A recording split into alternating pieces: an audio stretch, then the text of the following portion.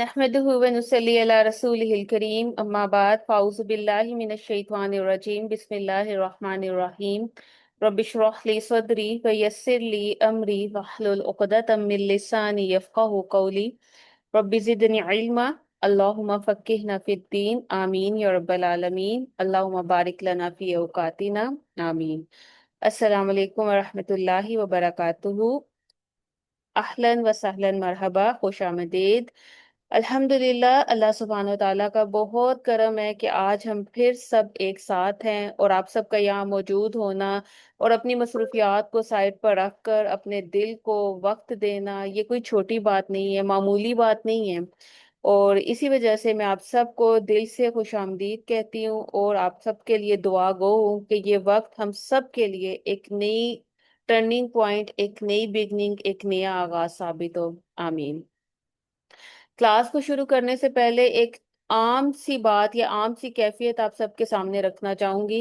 तो जरा सा हम अगर गौर करें तो हम रोजमर्रा जिंदगी में कितनी बार ही ऐसा कर रहे होते हैं कि कोई बहुत ही सिंपल सा काम हमारे सामने आए, लेकिन मसलन कोई हमें इंस्ट्रक्शन दी जाए कि ये कर दो, यहाँ पर ये चीज रख दो, लेकिन हम क्या करते हैं, काम बहुत सीधा होता है, एक ही लम्हे का होता है, लेकिन सवालात करना शुरू कर देते हैं या हम अपने उस काम के गिर्द अपने दिमाग में सवालात के इतने पहाड़ खड़े कर लेते हैं कि वो काम जो 2 मिनट का था वो 2 घंटों की टेंशन बन जाता है। और फिर हम सोचने लगते हैं अगर ऐसा ना हुआ तो क्या होगा, इसका मतलब क्या होगा, अगर मैंने ये किया तो लोग क्या सोचेंगे। यानी सिंपल सी जो इंस्ट्रक्शंस थी उसको हमने अपनी उलझनों के बोझ तले इतना दबाया कि उसे बहुत ही कॉम्प्लिकेटेड बना दिया। और आखिर में फिर होता क्या है कि हम वहीं के वहीं खड़े रह जाते हैं जहां से हम चले थे। मसला क्या होता है कि हम अपनी अकल और अना के चक्कर में खुद अपने लिए रास्ते बंद कर रहे होते हैं, और यही वो उलझन है जो सुकून छीन लेती है और इंसान अपनी ही बनाई हुई दीवारों में कैद हो जाता है। और फिर परेशान होकर हम किसी ऐसे सहारे की तलाश में होते हैं जो हमें बताए कि बस करो, रुक जाओ, ये करो, ये ना करो। और फिर हम अपनी जिंदगी को सिंपल बनाने की कोशिश तो कर रहे होते हैं, लेकिन असल मसला कहाँ आता है कि हम हदायत नामे को खोलते ही नहीं है, यानी कुरान। कुरान दरअसल है ही इसीलिए कि वो हमारी इन उलझनों को साफ कर सके, हमारे दिमाग के गैर जरूरी परतों को हटाकर हमें सीधी राह दिखा सके। और वही कुरान हमें बताता है कि जिंदगी को हमने कितना मुश्किल बनाया हुआ है। आज की ये आयत जो आज हम पढ़ेंगे ये हमारे सामने ऐसा ही मसला सामने रखेंगी कि अल्लाह सुब्हान व तआला का हुक्म कितना आसान, लेकिन हमने उसे आसानी और सीधे रास्ते की तरफ लौटाने के बजाय मुश्किल और पेचीदा बना रखा है। अल्लाह ताला हमें हदायत नसीब फरमाए। और एक और खूबसूरत सी अगर हम बात करें तो ये कि हम सब के जहनों में ये चीज है कि हम सब अल्हम्दुलिल्लाह कुरान पढ़ने पढ़ाने वाले हैं। कुरान हमारे लिए कोई नई चीज नहीं है, बार बार पढ़ते हैं, दोहरा कुरान कर रहे हैं, सुना भी है, खत्म भी किया है। लेकिन अगर हकीकी तौर पर ऑनेस्टली हम अपने आप से एक सवाल करें तो क्या हमारा कुरान पढ़ना हमें बदल भी रहा है, या सिर्फ हमारी लिस्ट में एक और नेकी ऐड हो रही है। आप इसको ऐसे समझ सकते हैं कि एक पेशेंट है जिसके पास डॉक्टर की प्रिस्क्राइब्ड मेडिसिन भी हैं। वो रोज जो है वो दवा हाथ में लेता है, लेबर भी पढ़ता है, दूसरों को भी बताता है कि ये बहुत अच्छी मेडिसिन है, लेकिन दवा पीता नहीं है। तो क्या वो कभी ठीक होगा? बिल्कुल भी नहीं। क्योंकि शिफा को देखने या पढ़ने से शिफा नहीं मिल जाती, बल्कि सही तरीके से लेने से मिलती है। इसी तरह कुरान हमारे पास मौजूद है, हम पढ़ते भी हैं, हम सुनते भी हैं, लेकिन सवाल यह है क्या हम उसे सही तरीके से ले रहे हैं या सिर्फ अल्फाज अदा हो रहे हैं और दिल वैसे के वैसे ही है। अब यहाँ पर देखें कि एक सिंपल सी चीज जिस जो पहला कदम होता है वो है तजवीद। तजवीद सिर्फ रूल्स का नाम नहीं है, ये दरअसल हमें ये सिखाती है कि मैं अल्लाह के कलाम के साथ कैसा रवैया रख रही हूँ। क्या मैं जल्दी जल्दी पढ़ रही हूँ, क्या मैं हरूफ को काट रही हूँ, क्या मैं रुकने और ठहरने का हक अदा कर रही हूँ। क्योंकि जिस चीज को हम अहम समझते हैं हम उसके साथ केयरलेस नहीं हो सकते। आप इसको ऐसे समझें, अगर आपको किसी बहुत ही बड़े रिस्पेक्टफुल पर्सनैलिटी के सामने कुछ पढ़ना हो, कोई बहुत ही आपके सामने ऐसा पर्सन है या कोई आलिम है जिसके सामने कोई आपने तहरीर पढ़नी है, तो क्या आप उसे ऐसे ही जल्दी जल्दी गलतियों के साथ पढ़ेंगे? ہرگز نہیں. آپ پوری اٹینشن پوری کوشش کے ساتھ پڑھیں گے. تو پھر جب اللہ کا کلام ہم پڑھتے ہیں تو ہمارا سٹینڈرڈ کیا ہونا چاہیے؟ اسی لیے ہم قرآن کو سب سے پہلے حق کے ساتھ سیکھنا شروع کریں گے. آج جب ہم یہ سیشن سٹارٹ کریں تو سب اپنے آپ کو تھوڑا تھوڑا چیک کریں گے اور اپنی نیتوں کو درست کریں گے اور واقعی دیکھیں گے کہ قرآن ہم کیسے تلفظ کے ساتھ ادا کر رہے ہیں. کیا ہم صرف قرآن کو پڑھ رہے ہیں یا واقعی یہ شعوری کوشش کر رہے ہیں، ادب، توجہ اور صحیح ادائیگی کے ساتھ ہم اس کا حق ادا کرنے کی کوشش کر رہے ہیں.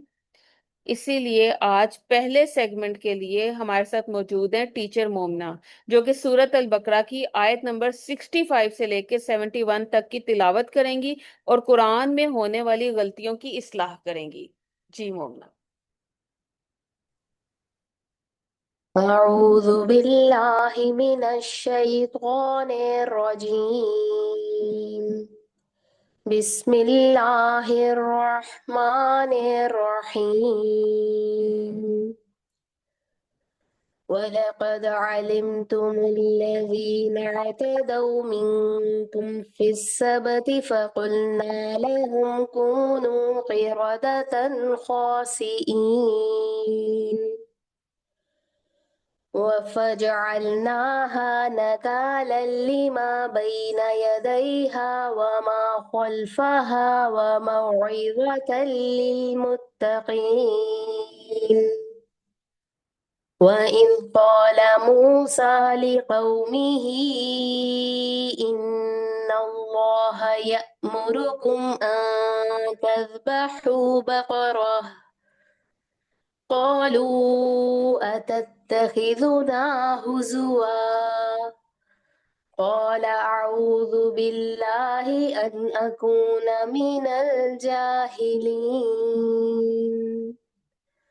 قالوا ادع لنا ربك يبين لنا ما هي قال إنه يقول إنها بقرة لا فارض ولا بكر عوان بين ذلك فافعلوا ما تؤمرون. قالوا ادع لنا ربك يبين لنا ما لونها قال إنه يقول إنها بقرة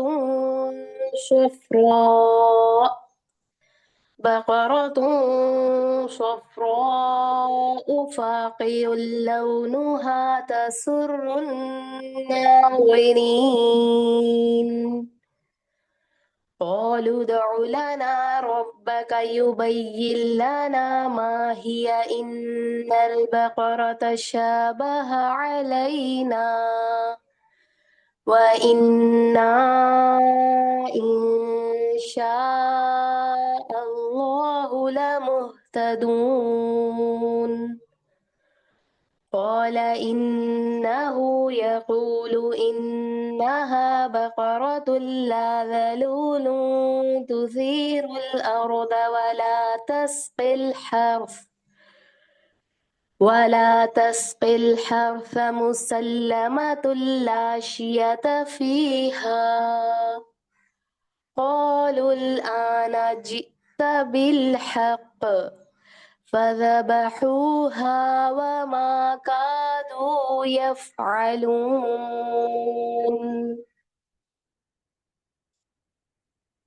السلام علیکم ورحمۃ اللہ وبرکاتہ. جی میں امید کرتی ہوں آپ سب صحت اور ایمان کی بھرپور حالت میں ہوں گی انشاءاللہ. تجوید میں ہم نے لاسٹ ٹائم دیکھا تھا لحن جلی، جو حرام غلطی ہوتی ہے، میجر غلطیاں ہوتی ہیں، ٹھیک ہے، جس کو ہم نے مثالوں کے ساتھ کلر کیا تھا، پریکٹس کیا تھا، اور میں امید کرتی ہوں کہ انشاءاللہ وہ آپ نے مزید پریکٹس کی ہوگی اور اس کی پریکٹس چھوڑنی بھی نہیں ہے، ٹھیک ہے. اپنے روٹین وائز قرآن میں بھی آپ نے بالکل نہیں چھوڑنی. ان تینوں چیزوں کو اپنے ذہن میں رکھنا ہے. حرکات کو کس طرح سے بیلنس کرنا ہے، لمبا چھوٹا نہیں کرنا، حروف کو مکس اپ نہیں کرنا، اور زیر زبر پیش کو بھی مکس اپ نہیں کرنا، ٹھیک ہے. جہاں پہ جزم کی علامت ہوگی وہاں پہ ہم ساکن کر دیں گے، جہاں پہ تشدید ہوگی وہاں پہ اس کو تھوڑا زور دے کے پڑھیں گے، ٹھیک ہے. علامات کو بھی مکس نہیں کرنا انشاءاللہ. آج ہم دوسری ٹائپ دیکھتے ہیں، لحن خفی. लाहने खफी क्या थी? वो मकरूह गलती जिससे बचना बेहतर है, यानी कि ऐसी गलती जो कि हो जाती है लेकिन होनी नहीं चाहिए और वो वाजे नहीं होती। लाहने जली में आपने क्या पढ़ा था? वाजे प्रोमिनेंट गलती। लाहने खफी क्यों है वो? क्योंकि वो खुफिया तौर पे हो जाती है, वो प्रोमिनेंट नहीं होती लेकिन वो गलती होती है। अब वो प्रोमिनेंट कैसे नहीं होती? जैसे रॉब बाका के रॉ को पुर पढ़ने की बजाय बारीक पढ़ देना। जैसे मैं आपको मोस्टली कहती हूँ कि अरबी में रॉ होता है, रा नहीं होता। उर्दू का आप तख्ती पढ़े ना तो उसमें होता है रा जा, सीन शीन सौद जौद, ऐसे ही है। अरबी में होता है रॉ, तो, कौ, सौद जौद, बा ता, ठीक है, बे ते, तोए जोए, इस तरह नहीं होता। ये उर्दू एक्सेंट है। अरबी में हमने मुंह भर के अदा करना होता है। इसी तरह रॉ। अब रॉ बाका जो है उसकी खूबसूरती, तजवीद की रिक्वायरमेंट क्या है कि इसको मुंह भर के पुर किया जाए, रॉ बाका। अगर आप इसको रब बाका पढ़ते हैं तो वो क्या होगा? वो आपका थोड़ा एक्सेंट बदलेगा, खूबसूरती बदलेगी, लेकिन रब बाका जो लफ्ज है वो इटसेल्फ रब बाका ही रहेगा। तो इससे क्या हुआ कि जो रॉ आपने बारीक पढ़ा या पुर पढ़ा वो इतना वाजिया नहीं हो सका, लेकिन मायनी जो था वो उसका वाजिया रहा कि वो नहीं तब्दील हुआ। अगर मैं इसको पढ़ूं रॉब बाकी, रॉब बकू, तो आपको वाजे होगा कि ये रॉब बाका लिखा हुआ है लेकिन बाजी इसको रॉब बकी क्यों पढ़ी या रॉब बकू क्यों पढ़ी? वो वाजे हो गया ना कि जबर थी, उसको जेर या पेश लगाया तो वो क्लियर कट नजर आ गया कि ये गलती हुई है। अगर मैं इसको रवा पढ़ूं और मैं पढ़ूं रब बाका, तो आपको, जिन्होंने रूल्स पढ़े या जिनको बहुत शौक है, तजवीद बहुत शौक से पढ़ते हैं, अप्लाई करते हैं, उनको समझ आ जाएगी कि यहाँ पे गलती हुई, लहन हुआ है। लेकिन जिन्होंने ध्यान नहीं दिया उनके लिए गलती वाजे नहीं थी। तो आए अब आज की आयत में हम देखते हैं लाहने खफी और किस किस तरह से होती है। दो तीन टाइप्स इसकी देखते हैं जो कि तजवीद की खूबसूरती को खराब करेगी, लेकिन जो कुरान पाक के अल्फाज हमारे लिखे हुए हैं उनको खराब नहीं करेगी।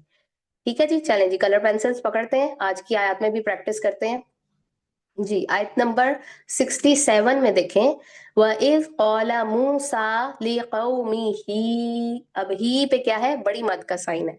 ठीक है, ये भी मैंने आपको शुरू में ही बताया था कि जिस पे ये अलामत होती है उसको क्या करते हैं? लंबा खींचते हैं, 4 से 6 हरकत तक खींचते हैं। तो आपको याद होगा मैंने तब आपको बताया था कि आपने इस पे परेशान नहीं होना कि 4 से 6 हरकत एग्जैक्ट में कैसे काउंट करूं, या मेरी 4.5 होती या मैं 6 तक लंबा खींच नहीं पाती तो क्या मैं गलत पढ़ रही हूँ? तो ये आती हैं चीजें आपकी लाहने खफी में, कि जो मद की लंबाई थी या उसको खींचना था या उसकी मिकदार थी, उसमें आपसे कमी हो गई। लेकिन लिकौमी ही जो लफ्ज था वो आपने बिल्कुल सही पढ़ा। जब आप उसको रवां पढ़ी थी या आप तजवीद के साथ पढ़ी थी तो आपकी मिकदार कम हो गई। जैसे वइज़ क़ाला मूसा लिकौमिही इन्नल्लाह, ये मेरी 3.5 से 4 तक की हरकत मैंने अदा की अपने हिसाब से। ली कौमी ही नहीं मैंने छेड़ा, मैंने उसको ली कौमी ही नहीं पढ़ा या ली कौमा ही नहीं पढ़ा। मैंने कोई हरकत नहीं बदली, मैंने लाम कौफ मीम हा कोई हर्फ नहीं बदला, मैंने उसकी कोई अलामत नहीं बदली। हाँ, उस पे जो लंबा खींचना था, जो मद की अलामत थी, उसकी मिकदार में कमी आ गई। उससे क्या हुआ? मेरी तजवीद की खूबसूरती में कमी आ गई। ठीक है, तो ये होती लाहने खफी। खुफिया तौर पे मुझसे गलती हो गई लेकिन उसने कुरान पाक के हरूफ नहीं बदले। इसी तरह इससे अगला लफ्ज देखे, इन अल्लाह। अब तजवीद का एक और रूल है, नून मुशद्दद, नून तशदीद वाला हो तो उस पे गुन्ना करते हैं। ठीक है, यानी कि थोड़ी देर के लिए आवाज को ठहराते हैं। गुन्ना इंशाल्लाह हम आगे डिटेल में पढ़ेंगे। अब तजवीद की रिक्वायरमेंट क्या है कि नून मुशद्दद जहां पे आ जाए उस पे आपने आवाज को ठहराना है थोड़ी देर के लिए।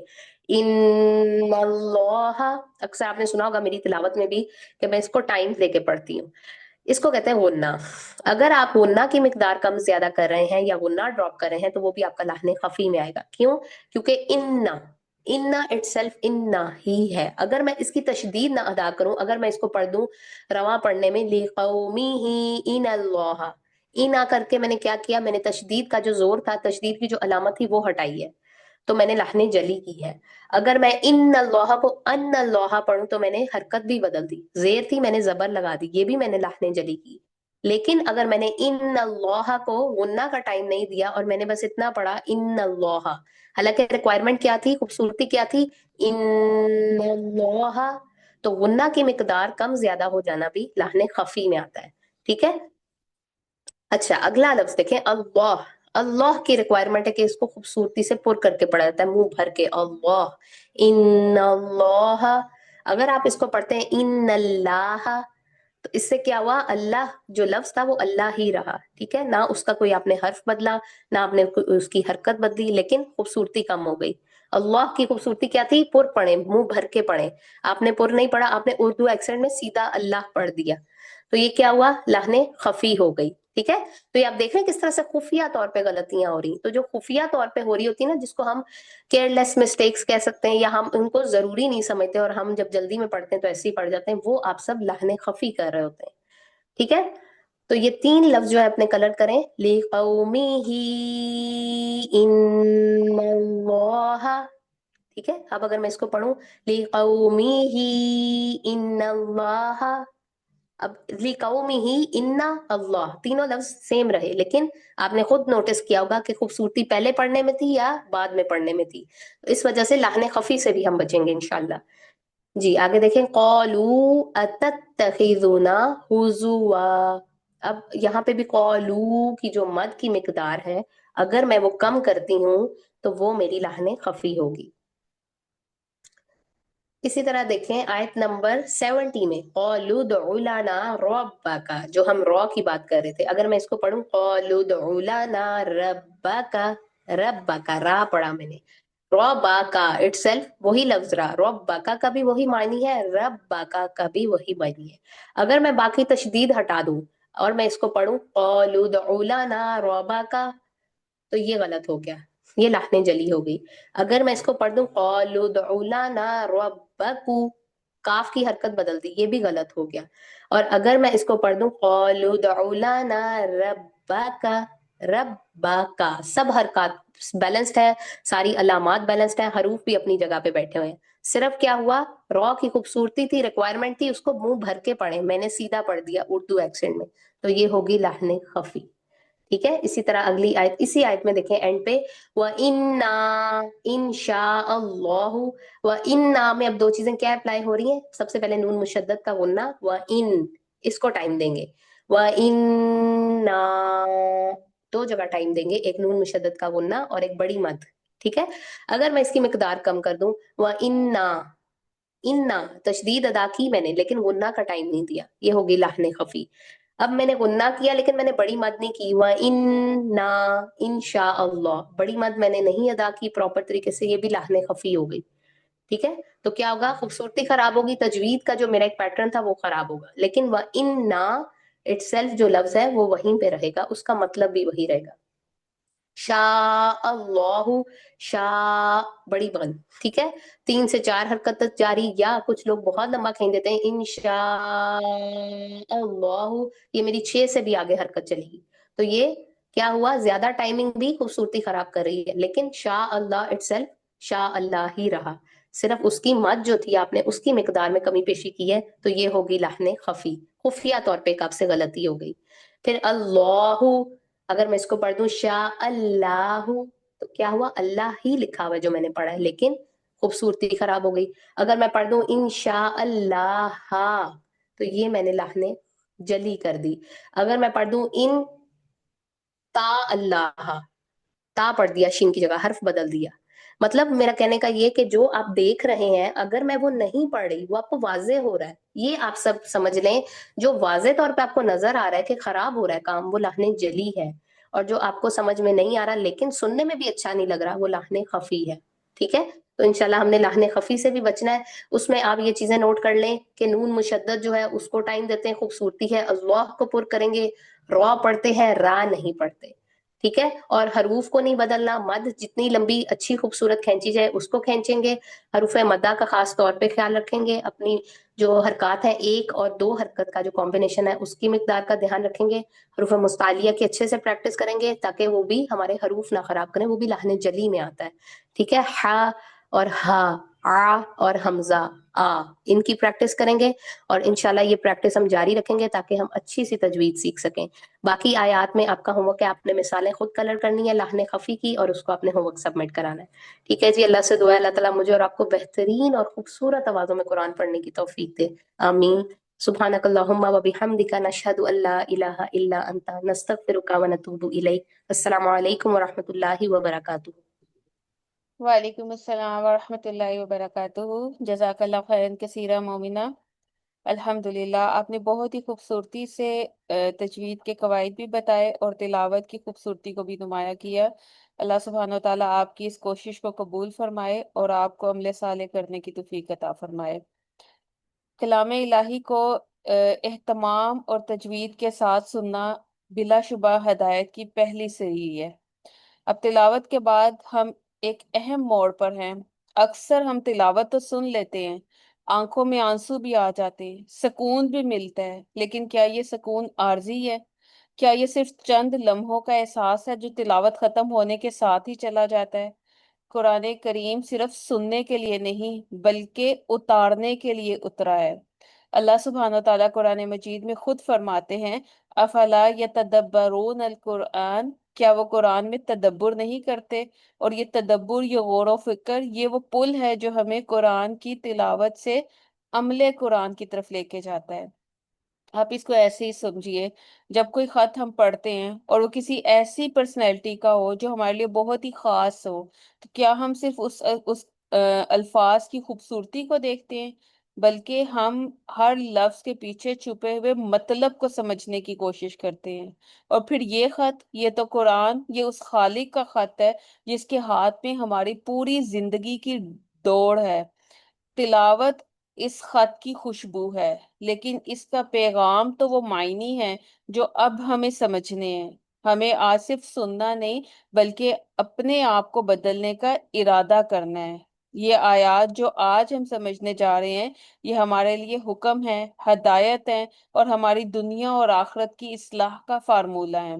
آج ہم سورۃ البقرہ کی آیات 65 سے 71 کا مطالعہ کریں گے۔ یہ آیات اتنی اہم ہے کہ پوری سورت کا نام ہی اسی بقرہ کے واقعے سے منسوب ہے۔ اور یاد رکھیے، یہ صرف واقعہ سننے کے لیے نہیں ہے، بلکہ یہ دیکھنا ہے کہ بنی اسرائیل نے سوال پر سوال کیوں کیے۔ وہ کون سا رویہ ہے جو انسان کو اللہ کے حکم کے سامنے بہانے باز بنا دیتا ہے۔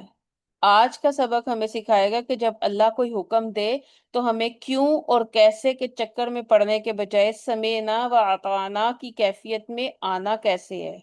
یہ آیات صرف بنی اسرائیل کی کہانی نہیں بلکہ یہ ہمارا اپنا آئینہ ہے۔ آج ہم دیکھیں گے کہ کہیں ہماری زندگی میں بھی وہ بہانے بازی تو نہیں جو بنی اسرائیل کا خاصہ بن گئی تھی۔ اسی ہدایت کو پانے کے لیے اور قرآن کو اپنے دل میں اتارنے کے لیے میں اب ٹیچر روبینہ کو کہوں گی کہ وہ ہمیں آج کی ان آیات کے معنی اور مفہوم کے ذریعے سمجھائیں کہ ہمیں ہمارا رب ہمارے سے کیا چاہتا ہے، اور ہمیں وہ راہ دکھائیں تاکہ ہم اس کلام کو سمجھ کر اپنی زندگی کا حصہ بنا سکیں۔ جی روبینہ جی۔ السلام علیکم ورحمۃ اللہ وبرکاتہ۔ امید ہے آپ سب ایمان اور صحت کی بہترین حالتوں میں ہوں گے۔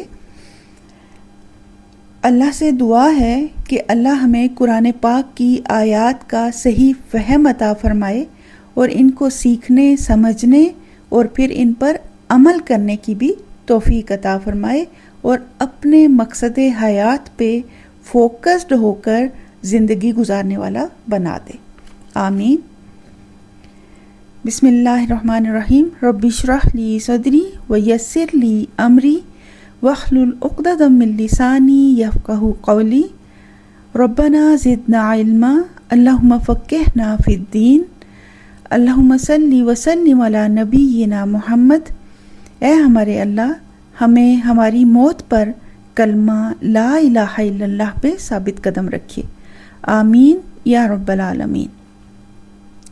سب سے پہلے لفظی ترجمہ، سورہ البقرہ آیت 65 سے 71 تک۔ بسم اللہ الرحمن الرحیم۔ وَلَقَدْ، اور البتہ تحقیق، علمتم، جان لیا تم نے، الذین، ان کو جو، اعتدوا، حد سے نکل گئے، منکم، تم میں سے، فی السبت، سبت کے دن، فقلنا، تو کہا ہم نے، لہم، ان سے، کونو، ہو جاؤ، قردۃً، بندر، خاسئین، ذلیل و خوار، فجعلناہا، تو بنا دیا ہم نے اس کو، نکالاً، عبرت، لما، ان کے لیے جو، بین یدیہا، سامنے تھے ان کے، وما، اور جو، خلفہا، پیچھے ہوں گے ان کے، व मौइज़तन और नसीहत लिलमुत्तक़ीन मुत्तकी लोगों के लिए। व इज़ और जब क़ौला कहा मूसा ने लिक़ौमिही अपनी कौम से इन्ना बेशक अल्लाह यअमुरुकुम हुक्म देता है तुम्हें अन के तज़बहु तुम ज़िबह करो बकरा एक गाय। क़ालू उन्होंने कहा अतत्तखिज़ुना क्या तुम बनाते हो हमें हुज़ुआ मजाक।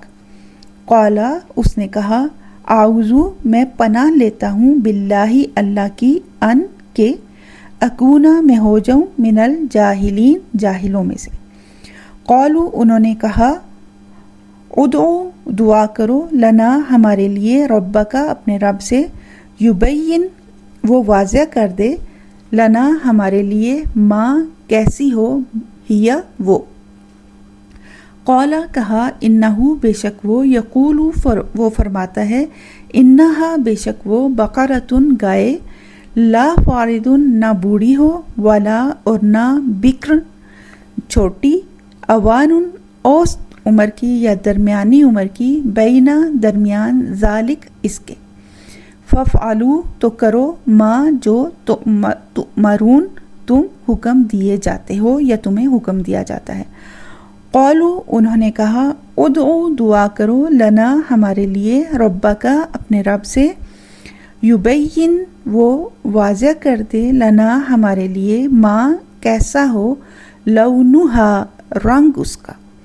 क़ौला कहा इन्नहु बेशक वो यक़ूलु वो फरमाता है इन्नहा बेशक वो बकरतुन गाय हो सफ़राउ जर्द रंग की फ़ाक़िउन खूब गहरा हो लौनुहा रंग उसका तसुर्रु खुश करती हो अन्नाज़िरीन देखने वालों को। क़ालू उन्होंने कहा उदउ दुआ करो लना हमारे लिए रब्बका अपने रब से युबैयिन वो वाज़ह कर दे लना हमारे लिए माँ कैसी हो हिया वो। इन्ना बेशक अल बकरा गाय तशाबहा मुश्तबा हो गई अलैना हम पर व इन्ना और बेशक हम इन अगर शाअ चाहा अल्लाह ने लमुहतदून अलबत्ता राह पा लेने वाले हैं। क़ौला कहा इन्नहु बेशक वो यक़ूलु वो फरमाता है इन्नहा बेशक वो बकरतुन ऐसी गाय हो ला ना ज़लूलुन जोती हुई हो तुसीरो कि वो हल चलाती हो अल अर्दा ज़मीन में वला और ना तस्क़ी वो सैराब करती हो अल हर्सा खेती को मुसल्लमतुन सही सलामत हो ला ना हो शियता कोई दाग फीहा उसमें। क़ौलू उन्होंने कहा अल आना अब जिता लाया है तू बिल हक़ हक़ को। फ़ज़बहूहा फिर उन्होंने ज़िबा किया उसे वमा और ना कादू वो करीब थे कि यफ़अलून वो करते। वज़ाहत वलक़द और अलबत्ता तहकीक ये वर्ड बार बार आएगा कुरान पाक में, तो एक ही बार इसका मीनिंग समझ लें। ये किसी बात पे ज़ोर देने के लिए और श्योरिटी के लिए आता है, यानी ऐसी बात जिसमें कोई शक ही नहीं, यकीनन के मानी में आएगा। आलिम तुम आइन लाम मीम इसका रूट है, इल्म से है, जान लिया तुमने, इल्म है तुम्हें। अल्लज़ीना उन लोगों को, अल्लज़ी वाहिद है और अल्लज़ीना जमा है। एतदो आइन दाल वाओ इसका रूट है, अदुब से है, दुश्मनी, अदावत, ज़्यादती, ये सब इसकी मीनिंग है। मिनकुम तुम में से, फिर सब्ती सब्त काटने को कहते हैं। ये उनके मजहबी त्यौहार का दिन था जिसमें वो बाकी सब कामों से कट जाते थे। फ़कुलना फ़ा पस कुल कहा ना हमने, लहुम उनसे या लिए उनके, कूनू हो जाओ, एंड का वाओ अलिफ जमा के लिए, कुन वाहिद है और कूनू जमा है। किरादतन बंदर, ख़ासीन ख़ासीन हमजा इसका रूट है, दुत्कारे हुए। फ़जअलनाहा फ़ा पस जअल बना दिया, ना हमने हा उनको। नकालन, नकाल का मतलब होता है किसी को ऐसा इबरतनाक सबक देना कि दूसरा डर जाए वो काम करने से। लिमा लिए उनके, जो बैना यदैहा, बैना दरमियान, यदई दोनों हाथों के, हा उनके। यदई का मतलब सामने भी होता है और आगे भी होता है। वमा और जो, खल्फहा खल्फ पीछे, हा उनके। व मौइज़तन, वाउ आइन ज़ा इसका रूट है, वाज से है, यानी ऐसी नसीहत जिससे दिल पिघल जाए, दिल नरम हो जाए।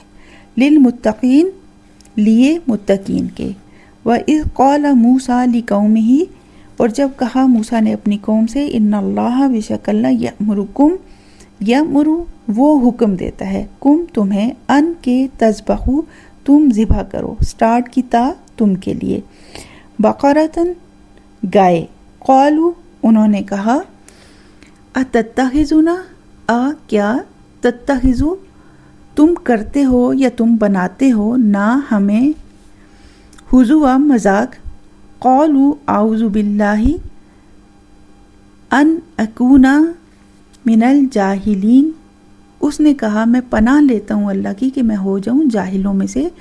क़ाल उदअ लना, उन्होंने कहा दुआ करो हमारे लिए, रब्बका अपने रब से, युबय्यिन लना वो बयान कर दे, क्लियर कर दे, लिए हमारे, माँ ही, माँ कैसी हो, हिया वो, हुआ का मुअन्नस है, हिया हुआ मुज़क्कर के लिए आता है और हिया मुअन्नस के लिए। तो यहाँ बकरा की बात हो रही है, गाय की बात हो रही है जो मुअन्नस है। आखिर में जो गोल ता है, ताए मरबूता कहते हैं इसे, ये मुअन्नस के लिए होती है।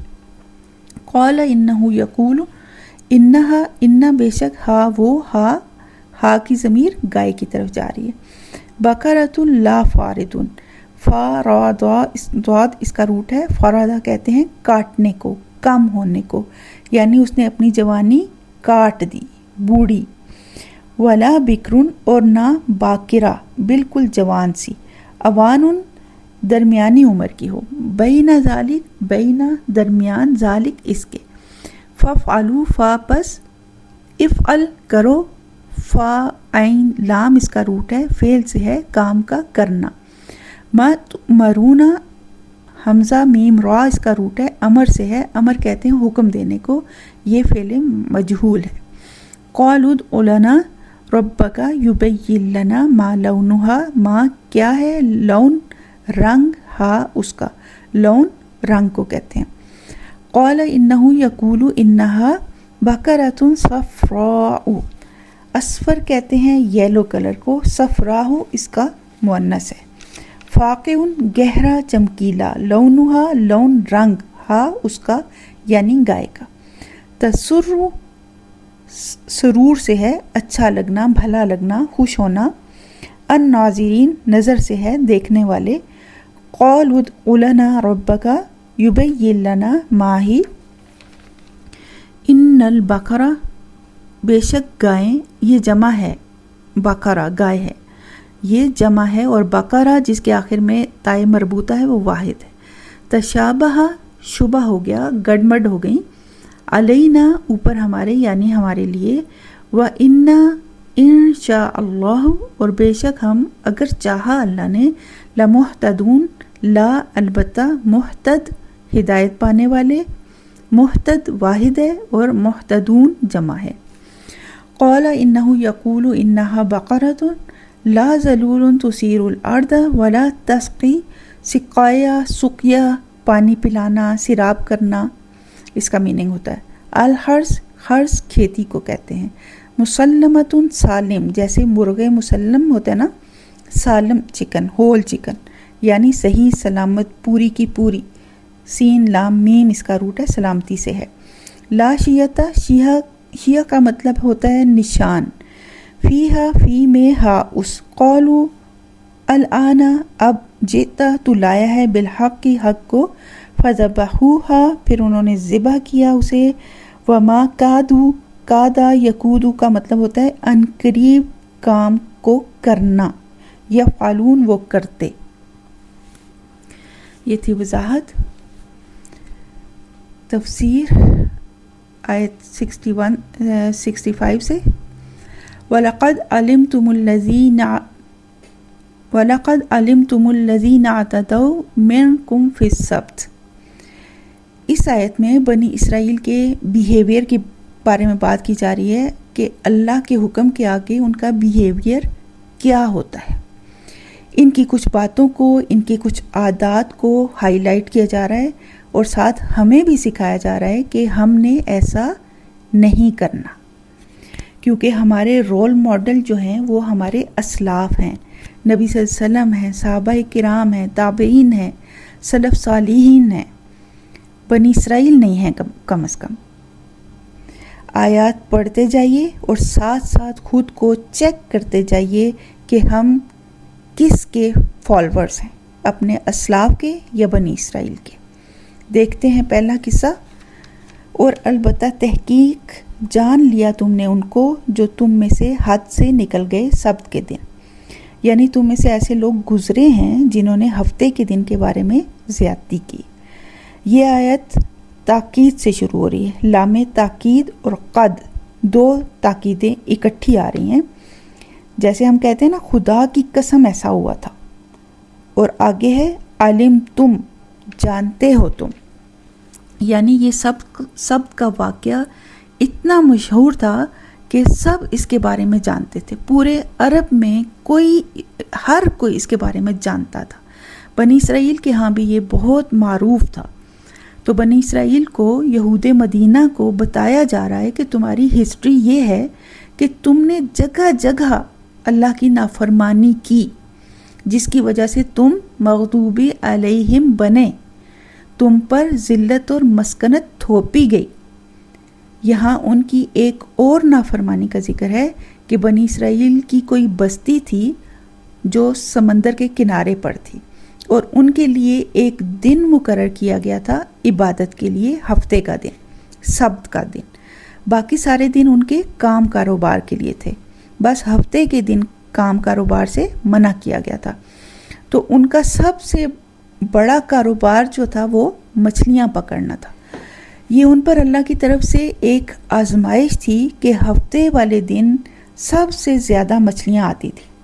अब ये फंस गए क्योंकि हफ्ते के दिन ही काम से मना किया गया था, तो इबादत की तरफ रग़बत का हुक्म था।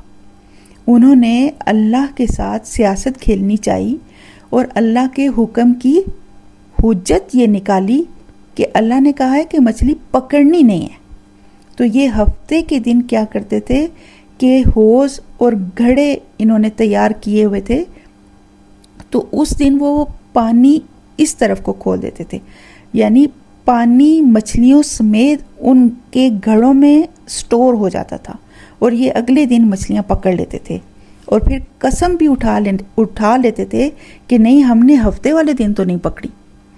इस तरह अल्लाह के साथ गेम खेली और इतवार को अपना कोटा पूरा कर लिया। नोट कीजिए, हमें भी सूरह जुम्मा में हुक्म दिया गया है कि ए ईमान वालों, जुम्मा के दिन जब अजान दी जाए तो नमाज की तरफ दौड़ो, अल्लाह के ज़िक्र की तरफ दौड़ो, जल्दी करो और ख़रीदो फ़रोख्त तर्क कर दो, ये तुम्हारे हक़ में बहुत बेहतर है। सूरह अल जुम्मा आयत 9। हम देखें कि हम कितना अमल करते हैं अल्लाह के हुक्म पर। उनकी ख़रीदो फ़रोख्त मछलियाँ पकड़ना थी और हमारी ख़रीदो फ़रोख्त क्या है? हमारे मुख्तलिफ़ काम, कारोबार, ऑफिसेस, जॉब्स, ये हैं हमारे काम। हुक्म तो हमें भी मिला हुआ है, नाफरमानी हम भी कर रहे हैं, लेकिन अल्लाह ने हमें पकड़ा नहीं, हमें बंदर नहीं बनाया। जबकि बनी इसराइल को क्या कहा गया? फ़क़ुलना लहुम कूनू क़िरदतन ख़ासिईन। तो एक दिन ये हुआ कि ये लोग इसी तरह मछलियाँ पकड़ते थे और वो अपने घरों से एक दिन निकले नहीं।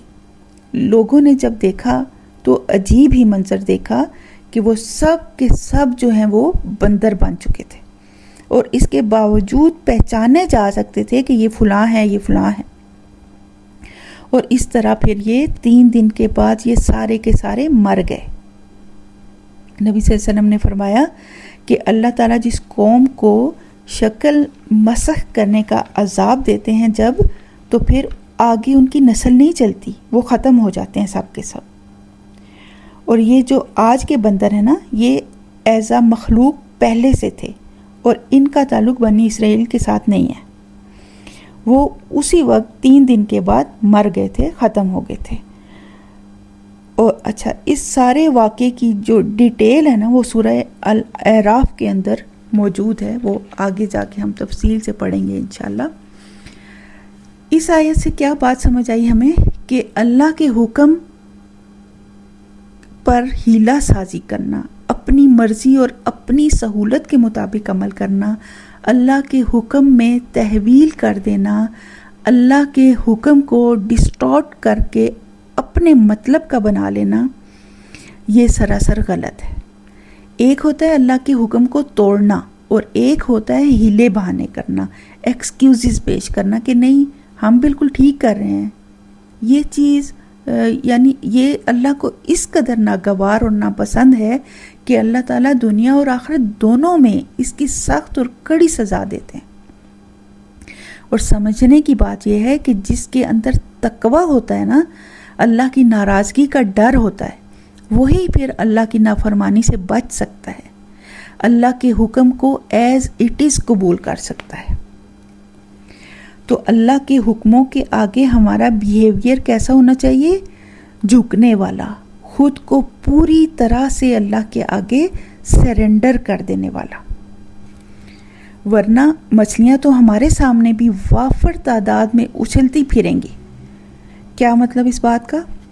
مطلب یہ ہے کہ کوئی ایسا کام جس کی اللہ کی طرف سے پابندی ہے، ممانعت ہے، مثلا شراب نہیں بیچنی، خنزیر کا گوشت نہیں بیچنا، یا کوئی بھی ایسی چیز، لاٹری ہے، پرائز بانڈز ہیں، سود کا لین دین ہے، کوئی ایسا ادارہ ہے جو آپ کو حجاب لینے نہیں دیتا، کوئی ایسی جگہ ہے وہ آپ کو کہتے ہیں کہ آپ یہاں جاب کے دوران جو ہے وہ آپ نماز نہیں پڑھ سکتے، لیکن کیا ہے کہ اس کام میں، اس جگہ میں پیسہ بہت ہے۔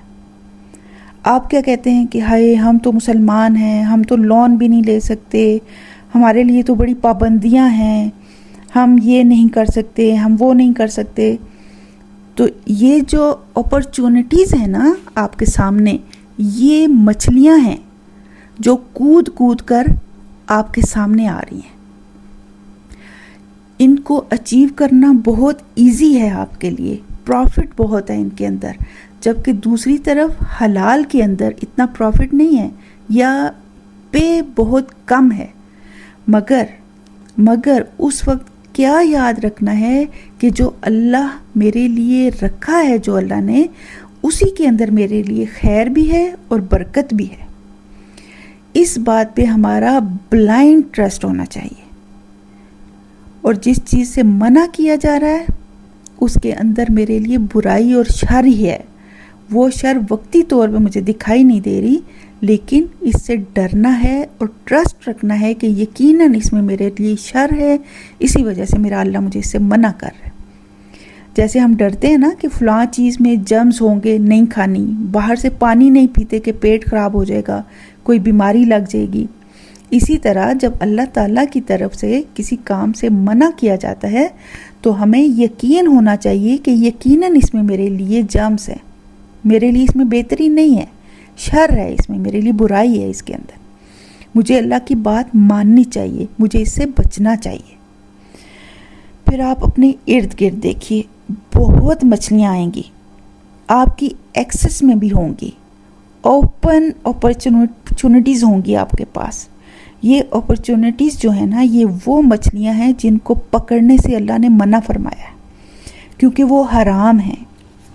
میری اور آپ کی زندگی میں ایسے مواقع قدم قدم پہ آئیں گے جن میں ہمارے لیے اٹریکشن ہوگی، لذت ہوگی، انجوائمنٹ ہوگی، راتوں رات مالدار بننے کے طریقے ہوں گے۔ ہمیں یہ مچھلیاں، یہ اپرچونٹیز راستے میں بکھری ہوئی ملیں گی، لیکن ہمیں اس سب سے روکنے کے لیے ہمارے پاس کیا چیز ہونی چاہیے؟ تقوی ہونا چاہیے، اللہ کا ڈر ہونا چاہیے کہ نہیں، یہ کام نہیں کرنا۔ ایک تو یہ بات سمجھ آئی. دوسری کیا بات سمجھ آئی کہ کبھی اللہ کے حکم کے آگے تحویلیں نہیں کرنی، کیونکہ تحویل کرنا اللہ کو سخت ناپسند ہے، حجت بازی کرنا سخت ناپسند ہے اللہ تعالیٰ کو. ہمارے بچے بھی جب ہم ہماری طرف سے عائد کردہ پابندی پہ بحث کرتے ہیں نا کہ نہیں یہ ایسے نہیں، یہ ایسے نہیں، آرگومنٹ پیش کرتے ہیں، تو ہم انہیں کیا کہتے ہیں؟ Shut up. شٹ اپ کہہ کر ہم انہیں چپ کروا دیتے ہیں، اور ان کی حجت بازی ہمیں اچھی نہیں لگتی. ہم انہیں کہتے ہیں نو آرگومنٹ. تو اللہ کو بھی اپنے حکم کے آگے ہماری حجت بازی پسند نہیں ہے. تو اللہ نے جس چیز کو حرام قرار دے دیا، منع کر دیا کہ یہ نہیں کرنا، تو پھر اس میں ہم نے ایکسکیوزز پیش نہیں کرنے، اللہ کے حکم کو ڈسٹارٹ نہیں کرنا، لوپ ہولز نہیں نکالنے. بنی اسرائیل کی طرح گڑھے بنا کر ان میں مچھلیاں سٹور نہیں کرنی، اس طرح اپنی خواہشات کو پورا نہیں کرنا. آپ کو پتہ ہے گناہ کرنا کب آسان ہوتا ہے؟ جب آپ تحویل کرتے ہیں، اپنے آپ کو جھوٹی تسلی دیتے ہیں کہ نہیں نہیں یہ غلط تھوڑی ہے، میری نیت تو ٹھیک ہے، میری نیت تو غلط نہیں ہے، میں اس لیے تھوڑی کر رہی ہوں، میرا یہ مقصد تو نہیں ہے، میرا دل تو صاف ہے. جب بات نہیں ماننی ہوتی نا، تب تحویلیں اور حجتیں کی جاتی ہیں، لوپ ہولز تلاش کیے جاتے ہیں، جسٹیفیکیشنز پیش کی جاتی ہیں. آپ کو پتہ ہے یہ اللہ تعالیٰ کے حکموں کا مذاق اڑانا ہوتا ہے. اور یہ بھی یاد رکھیے کہ ایسے لوگ پھر اپنی اصلاح کے قابل نہیں رہتے، ان کے ضمیر مردہ ہو جاتے ہیں، واپسی ناممکن ہو جاتی ہے. شکر کریں اللہ ہماری شکلیں نہیں بگاڑتا جس طرح ہم اس کے حکموں کو بگاڑ رہے ہوتے ہیں. اپنے لیے ہدایت مانگتے رہیں اور اپنی نسلوں کے لیے ہدایت طلب کریں. اہدنا الصراط المستقیم. اس آیت کے حوالے سے آپ سب نے اپنے ارد گرد سے، اپنی زندگی سے چند مثالیں تلاش کرنی ہیں، اور پھر ان کو ہمارے ساتھ شیئر کرنا ہے کہ ہم کس طرح اور کیسے کیسے اللہ کے حکم کو بدلتے ہیں، تحویلیں کرتے ہیں، اور اپنے آپ کو جھوٹی تسلی دیتے ہیں کہ نہیں میں غلط تو نہیں کر رہی، ایسے کر لینے میں کوئی حرج تو نہیں ہے.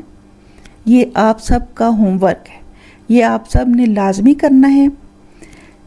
ایک مثال میں آپ کو دیتی ہوں، جیسے چلیں کوئی بات نہیں، مہندی کا فنکشن رکھ لیتے ہیں، اس سے پہلے ایک ہلکا پھلکا سا درس رکھ لیں گے. یہ تحویل ہوگی نا کہ درس اللہ کو رشوت دے رہے ہیں، درس رکھ کے، اور مرضی کا فنکشن کر رہے ہیں مہندی کا. یہ تحویل کی نا ہم نے. تو اس طرح کی آپ نے اپنے ارد گرد سے مثالیں تلاش کر کے وہ آپ نے گروپس میں شیئر کرنی. یہ آپ کا ہوم ورک ہے سب کا. آگے دیکھتے ہیں. فَجَعَلْنَاهَا نَكَالًا لِمَا بَيْنَ يَدَيْهَا وَمَا خَلْفَهَا وَمَوْعِظَةً لِلْمُتَّقِينَ. تو اس کو ہم نے عبرت بنا دیا آگے والوں کے لیے بھی، یعنی جو موجود ہیں، اور پیچھے والوں کے لیے بھی، یعنی جو بعد میں آنے والے لوگ ہیں ان کے لیے بھی. تو اس واقعے کو معمولی نہ سمجھا جائے، کیونکہ یہ صرف پھٹکار نہیں تھی بنی اسرائیل کے لیے، بلکہ نکالن عبرت ہے، قیامت تک کے لیے آنے والوں کے لیے اس میں عبرت ہے، اور موعظۃ للمتقین، اور ڈرنے والوں کے لیے نصیحت کا سامان ہے. ایسے واقعات سے نصیحت وہی پکڑتا ہے جس کے دل میں اللہ کا ڈر اور خوف ہوتا ہے. عبرت اور نصیحت میں کیا فرق ہے؟ نکالن عبرت دوائی ہے، دوا بیمار کے لیے ہوتی ہے. کفار اور منافقین کے لیے عبرت ہے، اور دنیا دار انسان کے لیے عبرت ہے جن کو اللہ کی ناراضگی کی پرواہ یا فکر نہیں ہوتی. اور یہ کہ عبرت وقتی طور پر اللہ کی طرف سے کوئی ایسا واقعہ دیکھ لینا اور وقتی کچھ اثر لینا، مثلا زلزلہ، لینڈ سلائڈنگ، سیلاب، کوئی وبا وغیرہ، تو وہ ان کو دیکھ کے وقتی طور پہ کچھ اثر ہونا اور پھر ویسے کے ویسے ہو جانا، یہ عبرت ہوتی ہے.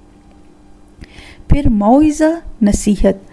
موعظتاً غذا ہے، اور غذا صحت والوں کو مزید فائدہ دیتی ہے. نصیحت اس حقیقت کو کہتے ہیں کہ جس کے بعد انسان اپنے طرز عمل میں تبدیلی پیدا کرے۔ تو جو تقوی والے ہوتے ہیں نا، جن کے دلوں میں ایمان راسخ ہوا ہوتا ہے، جن کے دل میں اللہ کی ناراضگی کا ڈر ہوتا ہے، احساس موجود ہوتا ہے، ان کے لیے ایسے واقعات پھر نصیحت بن جاتے ہیں۔ انہیں موقع مل جاتا ہے کہ وہ اللہ سے ناراضگی سے بچنے کا بندوبست کر لیں۔ مومنین نصیحت پکڑتے ہیں، یعنی اپنی زندگیاں بدل لیتے ہیں، پھر اپنی اصلاح کر لیتے ہیں، موقع سے فائدہ اٹھا لیتے ہیں، ٹائم ویسٹ نہیں کرتے، لاپرواہی نہیں برتتے، ڈرتے ہیں۔ یہ ہے نکالن عبرت اور موعظتاً نصیحت۔ اس آیت سے ہم اپنے لیے لیسن نکال سکتے ہیں کہ ہمیں اللہ کے سامنے اپنا بیہیویئر کیسا رکھنا ہے، بنی اسرائیل جیسا، منافقین جیسا، یا پھر صحابہ کرام جیسا، تابعین جیسا اور سلف صالحین جیسا۔ سوچئے گا ضرور۔ آگے چلتے ہیں۔ وَإِذْ قَالَ مُوسَىٰ لِقَوْمِهِ إِنَّ اللَّهَ يَأْمُرُكُمْ أَن تَذْبَحُوا بَقَرَةً۔ اللہ نے جب گائے ذبح کرنے کا حکم دیا، کیوں دیا حکم؟ اس کے پیچھے ایک واقعہ ہے جو آگے چل کر آیت نمبر 72 میں بتایا جائے گا۔ یہاں یہ سمجھ لیجئے کہ قرآن کا اپنا ایک اسلوب بیان ہے، اس میں آگے پیچھے واقعات بیان کیے جاتے ہیں، مکمل ایک ہی سیکوینس کے ساتھ بات نہیں کی جاتی۔ یہ اللہ کا اپنا طریقہ ہے۔ ہمیں اس پہ بحث میں نہیں پڑھنا، ہمیں بحث نہیں کرنی کہ یہ بات، یہ واقعہ پہلے کیوں آیا، اسے تو وہاں ہونا چاہیے تھا، نہیں، ہمیں بس بات سمجھنی ہے۔ تو واقعہ یہ تھا کہ بنی اسرائیل کا ایک شخص قتل ہو گیا تھا جو کہ بہت امیر کبیر انسان تھا، اور اس کا ایک ہی بھتیجا تھا، اس کی اپنی کوئی اولاد نہیں تھی۔ تو ہوا کیا کہ اس بھتیجے نے اپنے چچا کو قتل کر دیا اور لاش کو کسی اور کے دروازے کے آگے پھینک دیا، اور صبح اٹھ کے شور مچا دیا کہ میرا چچا نہیں مل رہا۔ سب نے اس کے ساتھ مل کے تلاش شروع کی، اور جس کے دروازے کے آگے اس کی لاش ملی، اس بندے پہ الزام لگ گیا کہ اسی نے قتل کیا ہے۔ اب فیصلہ مشکل ہو گیا تھا، فساد برپا ہو گیا، جھگڑا طول پکڑنے لگا۔ اس سے پہلے کہ جنگ شروع ہوتی، چند لوگوں نے کہا کہ موسیٰ علیہ السلام سے اس مسئلے کا حل پوچھتے ہیں۔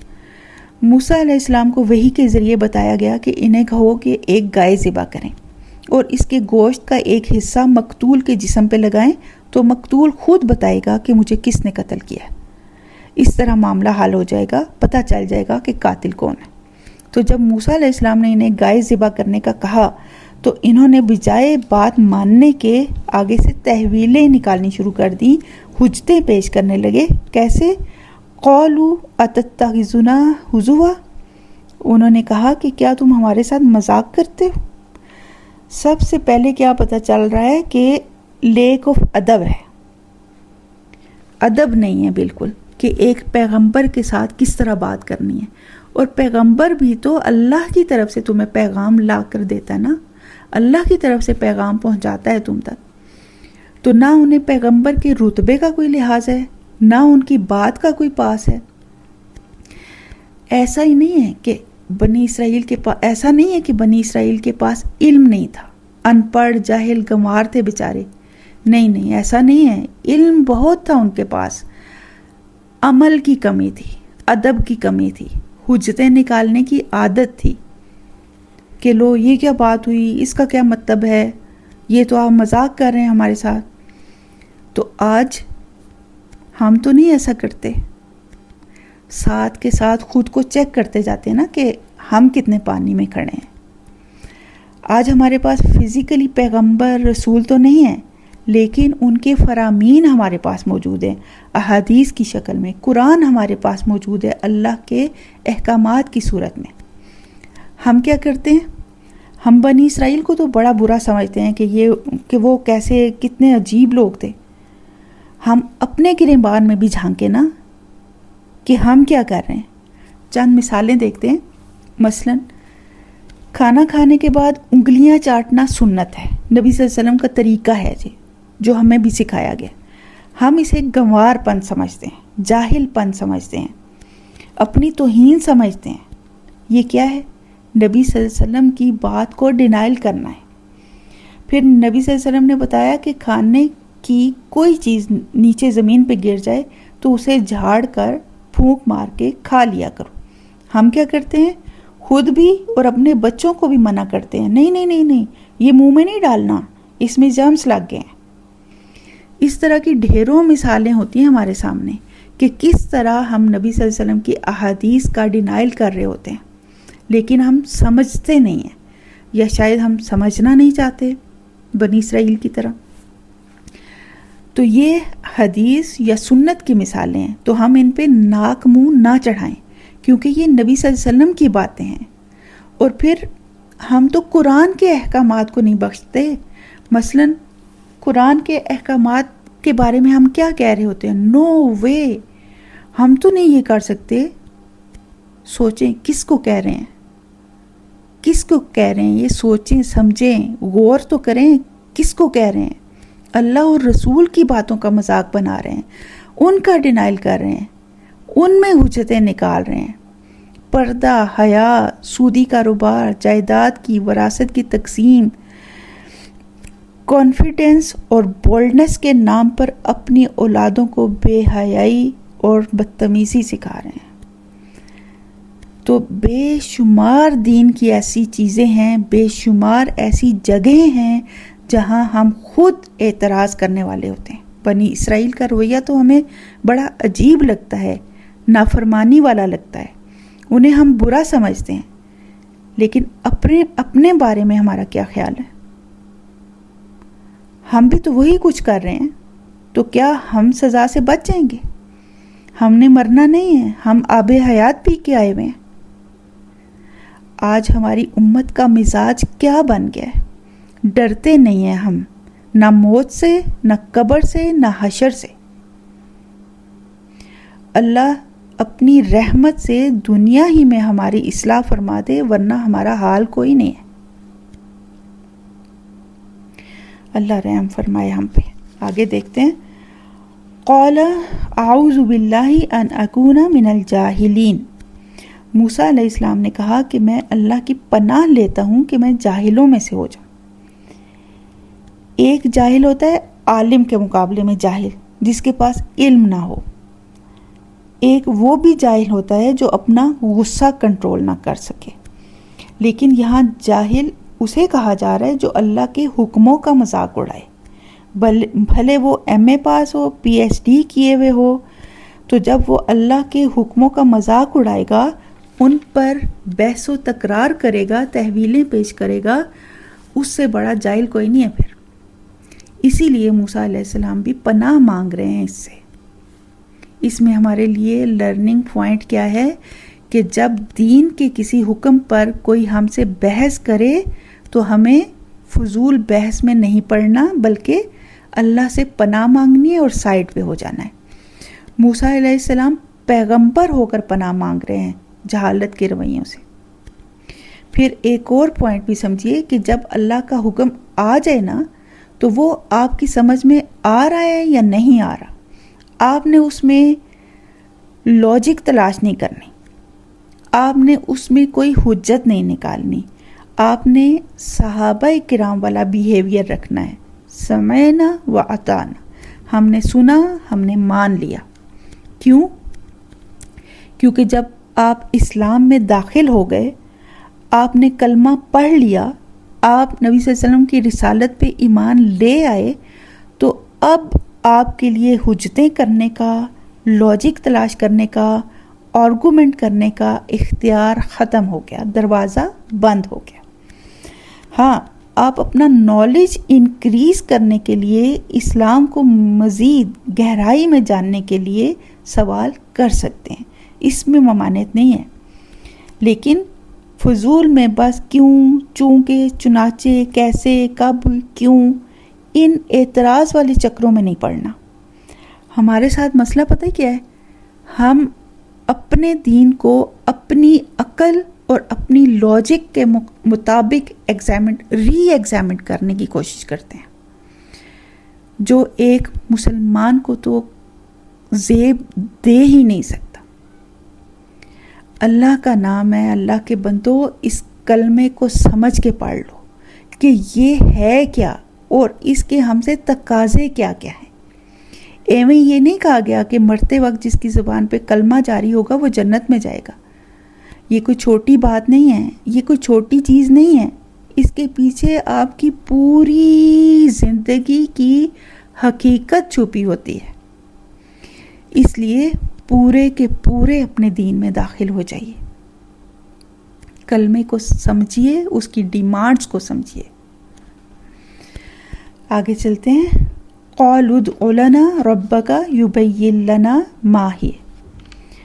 یہ آیت پچھلی آیت سے ریلیٹ ہو رہی ہے کہ جب موسیٰ علیہ السلام نے بنی اسرائیل کو اللہ کی طرف سے حکم دیا کہ گائے ذبح کرو، تو اگر وہ کوئی بھی گائے پکڑ کے ذبح کر دیتے تو وہ حکم پورا ہو جانا تھا۔ ابن کثیر کی روایت ہے کہ نبی صلی اللہ علیہ وسلم نے فرمایا بنی اسرائیل اللہ کی دی ہوئی اس آسانی سے فائدہ اٹھاتے تو وہ کوئی سی بھی گائے پکڑ کے ذبح کر دیتے تو یہ ہو جاتا، لیکن انہوں نے سوالات اور حجتیں شروع کر دیں جس کی وجہ سے معاملہ سخت سے سخت تر ہوتا چلا گیا اور وہ اتنی سختی میں پھنس گئے کہ ہو سکتا تھا، عین ممکن تھا کہ وہ کبھی اس سختی سے باہر نہ نکل پاتے، لیکن ان کے ایک جملے نے انہیں بچا لیا اور اللہ نے ان پہ پھر رحم کر دیا۔ وہ کیا جملہ تھا وہ چند آیات کے بعد آگے ہم پڑھیں گے۔ پھر ابو ہریرہ رضی اللہ عنہ سے روایت ہے کہ نبی صلی اللہ علیہ وسلم نے فرمایا کہ میں تمہیں جو حکم دے دیتا ہوں تو تم اس پہ عمل کر لیا کرو۔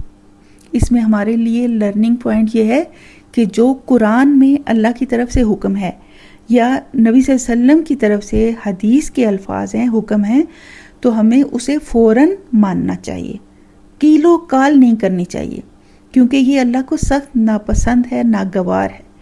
کثرت سوال دین میں پسندیدہ نہیں ہے۔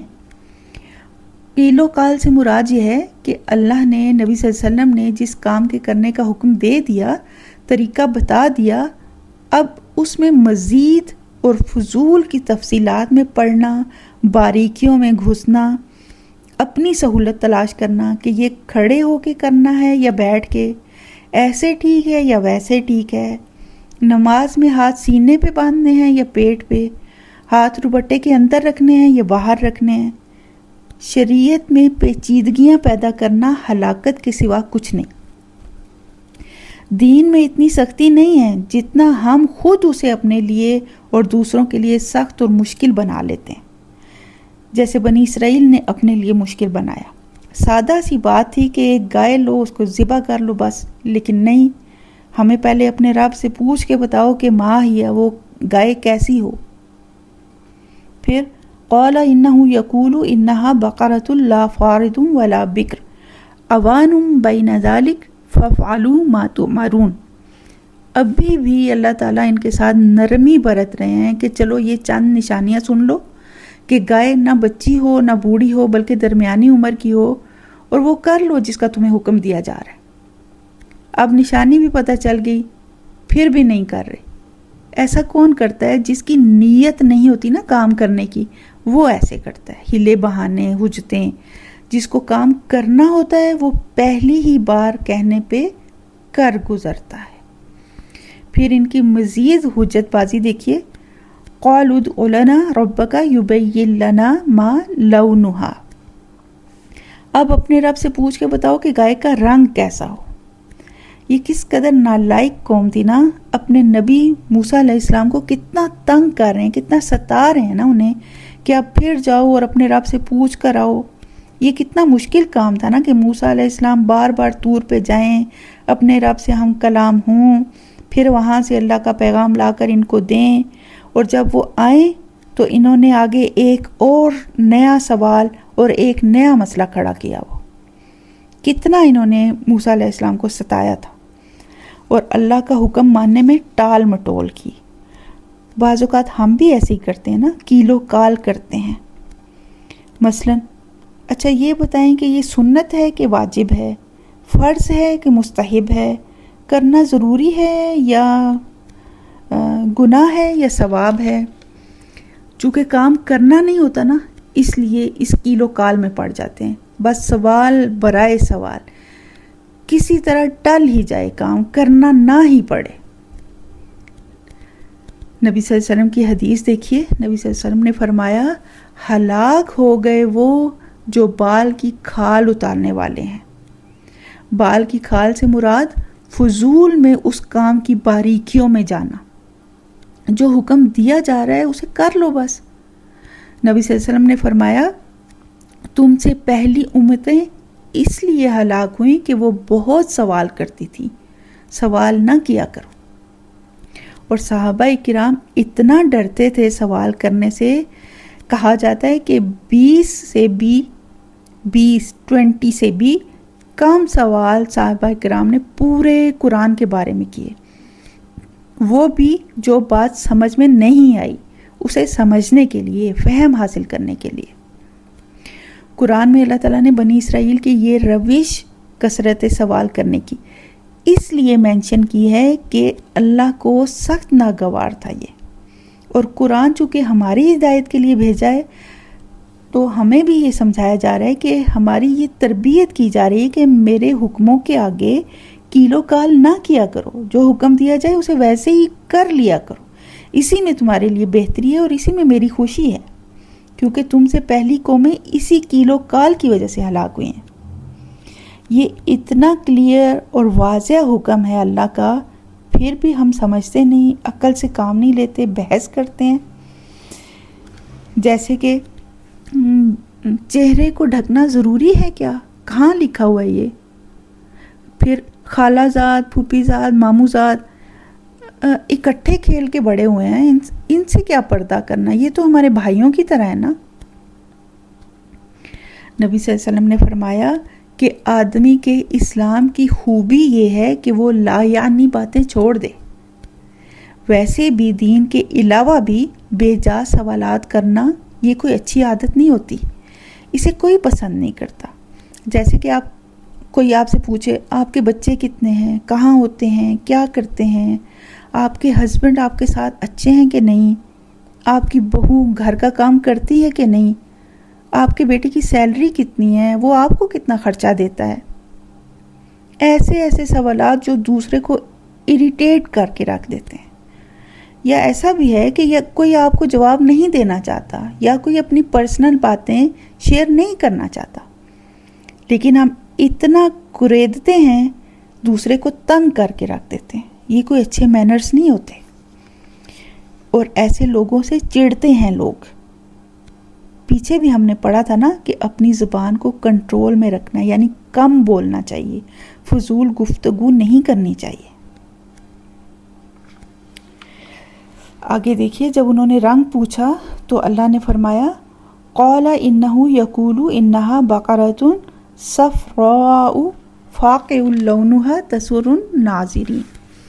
ये लो ढूंढो आप, गहरा जर्द रंग हो, खूब चमकने वाला जर्द रंग, जिसको देख के लोग खुश हों, कि जो देखे वो ये कहे कि वाह कितनी खूबसूरत गाय है, ऐसी हो। फिर अब मुश्किल में पड़ गए ना, क्योंकि ऐसी गाय तो ढूंढनी मुश्किल है। मसला पता है क्या था? उनके दिल में भी चोर था, क्योंकि उनके दिलों में गाय माता का एहतराम बहुत था। उन्होंने उसकी पूजा की हुई थी ना, वही बछड़े की पूजा, तो इस वजह से वो गाय ज़िबा नहीं करना चाहते थे, जिसकी वजह से फजूल सवालों में पड़े हुए थे कि किसी तरह टल ली जाए बात और ना ही करना पड़े। ये रवैया उसी का होता है जो काम करना नहीं चाहता। जिसने करना होता है ना, वो बगैर किसी चूं चरा के कर लेता है काम। सहाबाए किराम कितने हरीस हुआ करते थे अल्लाह का हुक्म मानने के लिए, कि मैं चंद एक मिसालें आपके सामने रखती हूँ। जब शराब हराम नहीं थी ना, तो सहाबा शराब पीते भी थे और इसका कारोबार भी करते थे, बनाते थे, कशीद करते थे, खरीदते और बेचते भी थे। लेकिन जब शराब की हुर्मत आ गई, ममानियत हो गई, तो जिसके हाथ में गिलास था वहीं छोड़ दिया। जिनके मटके भरे हुए थे बेचने के लिए, उन्होंने मटके तोड़ दिए, शराब को बहने दिया। ये नहीं सोचा कि इस पे हमारी इन्वेस्टमेंट हुई हुई है, या अल्लाह से मोहलत नहीं मांगी, एक दूसरे से मशवरा नहीं किया, ये नहीं सोचा कल क्या करेंगे, खाएंगे कहाँ से, کیونکہ وہ ان کا کاروبار تھا نا، اس پہ ان کا مال لگا ہوا تھا۔ لیکن بات کیا ہے کہ انہیں حکم ماننا تھا، اس لیے میم میخ نہیں نکالی، حجتیں نہیں پیش کی۔ پھر اسی طرح جب عورتوں کے لیے پردے کا حکم نازل ہوا تو انہوں نے راتوں رات بیٹھ کر چادریں سی دی، اور اگلے دن فجر کے لیے چادریں اوڑھ کر گئی تھیں، اور جنہیں مسجد میں جا کر حکم کا پتہ چلا انہوں نے گھروں سے چادریں منگوائیں اور اوڑھ کر گھروں کو گئیں، بے پردہ نہیں گئیں کہ ہمیں پتہ نہیں تھا، حجت نہیں کی کہ میرے پاس تو نہیں ہے چادر۔ اسی طرح پھر ایک اور مثال دیکھیے کہ جب تبدیلی قبلہ کا حکم آیا تو ایک صحابی جو نبی صلی اللہ علیہ وسلم کی اقتداء میں نماز پڑھ کے آئے، انہوں نے ان لوگوں کو نماز پڑھتے ہوئے دیکھا تو اطلاع دی کہ تبدیلی قبلہ کا حکم آ گیا ہے کہ فلاں طرف منہ کر کے نماز پڑھنی۔ تو لوگوں نے رکوع کی حالت میں ہی اپنی ڈائریکشن چینج کر لی، یہ نہیں سوچا کہ پہلے اپنی نماز مکمل کرتے ہیں، پھر نبی صلی اللہ علیہ وسلم کے پاس جا کر پوچھتے ہیں کہ کیا وجہ ہے، کیوں قبلہ چینج ہوا ہے، پھر ہم قبلہ چینج کریں گے۔ نہیں، انہوں نے ایسا نہیں کیا، بلکہ فوراً سر تسلیم خم کر دیا، اللہ کے حکم کے آگے خود کو سرنڈر کر دیا۔ اسے کہتے ہیں سمعنا و اطعنا۔ پھر قالوا ادع لنا ربک یبین لنا ما ہی ان البقرہ تشابہ علینا و انا ان شاء اللہ لمہتدون۔ انہوں نے کہا کہ ہمارے لیے اپنے رب سے دعا کرو کہ ہمیں واضح کر دے کہ گائے کیسی ہو، کیونکہ گائے ہم پہ مشتبہ ہو گئی ہے، یعنی ہم کنفیوز ہو گئے ہیں کہ گائے تو اتنی ساری ہیں، ہم سمجھ نہیں پا رہے کہ کیا کریں۔ اور بے شک اللہ نے چاہا تو ہم راہ پا لیں گے۔ یہ وہ جملہ تھا جس کی وجہ سے بنی اسرائیل کی بچت ہو گئی، اور اللہ نے ان پہ پھر رحم کر دیا اور انہیں راہ دکھا دی، اور ان کو اس جھنجھٹ سے نکال لیا جس میں وہ اپنی بے عقلی کی وجہ سے پھنس گئے تھے، کیونکہ انسان اپنی غلطیوں اور اپنی خطاؤں کی وجہ سے پھنستا ہے ہمیشہ، اور جب تک اللہ کا کرم اور فضل نہ ہو تو وہ اس سے باہر نہیں نکل سکتا۔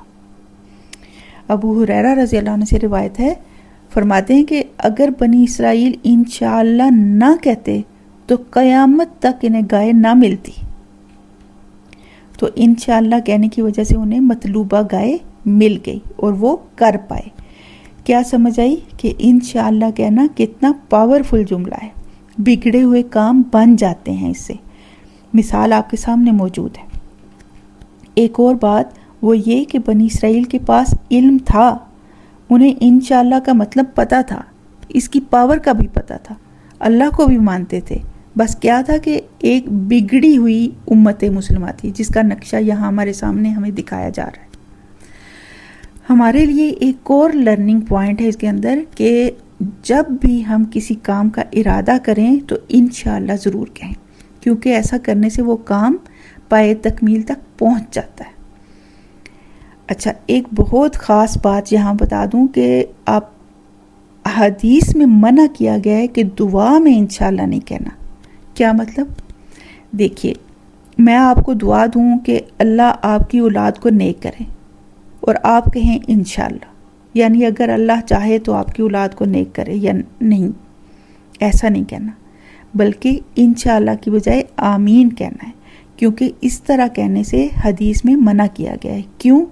کیونکہ جب اللہ سے مانگو تو یہ نہ کہو کہ اگر اللہ تو چاہے تو دے دے۔ انشاءاللہ کا کیا مطلب ہے؟ اگر اللہ نے چاہا تو کیا کہنا ہے؟ آمین کہنا ہے۔ یہ صرف دعا دینے یا دعا مانگنے کی صورت کی بات ہو رہی ہے۔ کلیئر ہوئی ہے بات؟ امید ہے کہ کلیئر ہو گئی ہوگی۔ ٹھیک ہے، آگے چلتے ہیں۔ قال انہ یقول انہا بقرۃ لا ذلول تثیر الارض ولا تسقی الخرس۔ اس قوم کو ابھی بھی نہیں تسلی ہوئی۔ اب بنی اسرائیل سے کہا گیا ہے کہ ایسی گائے ہو جس سے کوئی خدمت نہ لی گئی ہو، یعنی اس سے کوئی مشقت کے کام نہ لیے گئے ہوں، کیونکہ مشقت سے پھر اس کے اندر انرجی نہیں رہے گی نا۔ اسی طرح اس سے ہل جوتنے کی خدمت بھی نہ لی گئی ہو، اور نہ ہی اس سے کبھی کھیتی کو پانی دینے کا کام لیا گیا ہو، یعنی اس نے کوئی بھی محنت مشقت نہ کی ہو. مسلمۃ لا شیۃ فیہا یعنی ایسی صحت مند گائے ہو جو ہر لحاظ سے فریش ہو، صحیح سلامت ہو، یعنی اس میں کسی قسم کا کوئی عیب نہ ہو، کہیں سے کوئی زخمی نہ ہوئی ہو، ٹانگ نہ ٹوٹی ہو، کان نہ کٹا ہوا ہو، اور اس پر کسی قسم کا کوئی نشان بھی نہ ہو. یعنی جو کلر بتایا ہے نا بس پورے کا پورا وہی چمکتا ہوا کلر ہو، کوئی داغ دبا نہ ہو اس کے اوپر. اب یہ کتنا مشکل ہو گیا ان کے لیے کہ اب ایسی گائے ڈھونڈو. لیکن وہ کیا کہہ رہے ہیں؟ قالوا الآن جئت بالحق کہ اب تو لایا ہے حق کو، یعنی اب ہمیں سمجھ آ گئی ہے بات کہ گائے کیسی ہونی چاہیے. پھر انہوں نے گائے تلاش کرنا شروع کی، لیکن ایسی نشانیوں والی گائے ملنا دشوار ہو گیا، کہیں سے مل ہی نہیں رہی تھی. ایسی گائے کو ڈھونڈنا بڑا مشکل کام تھا. اور پھر انہوں نے یہ جب کیا، آخر ڈھونڈتے ڈھونڈتے انہیں ایسی گائے ایک لڑکے کے پاس نظر آئی، لیکن اس نے بیچنے سے انکار کر دیا کہ میں نے نہیں بیچنی. یہ ایک یتیم لڑکا تھا، والدین کا بہت فرما بردار اور نیک بچہ تھا. یہ گائے اس کے باپ کی نشانی تھی، اس لیے وہ اسے بیچنا نہیں چاہتا تھا. لیکن یہ اس کے پیچھے پڑ گئے تو اس نے کہا کہ جتنا گائے کا وزن ہے نا اتنا مجھے سونا دو گے تو میں گائے تمہیں دوں گا، یعنی سونے کے برابر تول کر بیچوں گا اسے. یہ بنی اسرائیل کے اپنے ہاتھوں کی گئی کمائی تھی. عام سی کوئی بھی گائے ذبح کر دیتے تو یہ مسائل نہ ہوتے، اب دیں اتنی بڑی رقم. تو پھر انہوں نے کیا کیا؟ فَذَبَحُوهَا پھر انہوں نے اسے ذبح کر دیا. وَمَا كَادُوا يَفْعَلُونَ بے دلی سے کیا، کرنا نہیں چاہتے تھے لیکن مارے بندھے کرنا پڑا، کیونکہ اپنے سوالات میں خود ہی پھنسے ہوئے تھے تو اب پورا کرنا پڑا. اور انشاءاللہ کی برکت بھی شامل حال تھی تو وہ گائے کو ڈھونڈ پائے. اس سے کیا پتہ چلتا ہے کہ جب ہم سر سے اتارنے والے کام کرتے ہیں نا، یعنی کام کر بھی لیتے ہیں لیکن مارے بندھے کہ ہائے ہائے اب یہ کرنا پڑے گا، تو اللہ کو سب پتہ ہوتا ہے کہ یہ کس دل سے اور کس نیت سے کر رہا ہے. کیا میرے بندے نے میرے لیے بھاگ بھاگ کر شوق اور لگن سے کیا کام، محبت سے کیا، یہ سوچ کر کیا کہ یہ میرے اللہ کا حکم ہے، میں نے پورا کرنا ہے، یا بس ناک منہ چڑھا کر مارے بندھے کیا کہ اوف یہ تو کرنا پڑے گا اب، ایسے کیا. وَمَا كَادُوا يَفْعَلُونَ یہ کیا. یہ وہ سٹیٹس تو نہیں ہوا نا پھر کہ پہلی بار یہ حکم سنتے ہی مان لیا ہوتا اور کر گزرتے، بھاگ بھاگ کے اللہ کی محبت میں کر لیتے تو سٹیٹس الگ ہونا تھا. اللہ کی مرضی، خوشی، پسندیدگی، محبت پھر شامل حال ہونی تھی. اس کی بہت سی مثالیں مل سکتی ہیں. وَمَا كَادُوا يَفْعَلُونَ کی مثلاً صدقہ یا فنڈ ریزنگ کرنی ہے، کوئی آپ کو فورس کیے جا رہا ہے لیکن آپ کا دل، آپ کا ہاتھ جیب میں، پرس میں جا ہی نہیں رہا، لیکن پھر مجبوراً فورس کرنے پہ لوگ کیا کہیں گے یہ سوچ کر مارے بندھے کچھ روپے نکال ہی لیتے ہیں. یہ سب اللہ دیکھ رہا ہوتا ہے، وہ جانتا ہے کہ میرے بندے نے کس دل اور کس نیت سے یہ کام کیا ہے. اور پھر اجر بھی تو اسی حساب سے ملے گا نا، اجر تو نیت کے مطابق ہی ملے گا، جیسی نیت جیسا کام ویسا اجر. تو ہم اپنی نیتوں کو اللہ کے لیے خالص کر لیں اور اس کے حکموں پر لپک کر عمل پیرا ہوں، نہ کہ ٹال مٹول میں پڑ جائیں کہ ٹال مٹول میں پڑھ کے اپنا اجر ضائع کر دیں. اللہم لا تجعلنا منہم. اچھا یہ آپ کا ہوم ورک ہے، وَمَا كَادُوا يَفْعَلُونَ.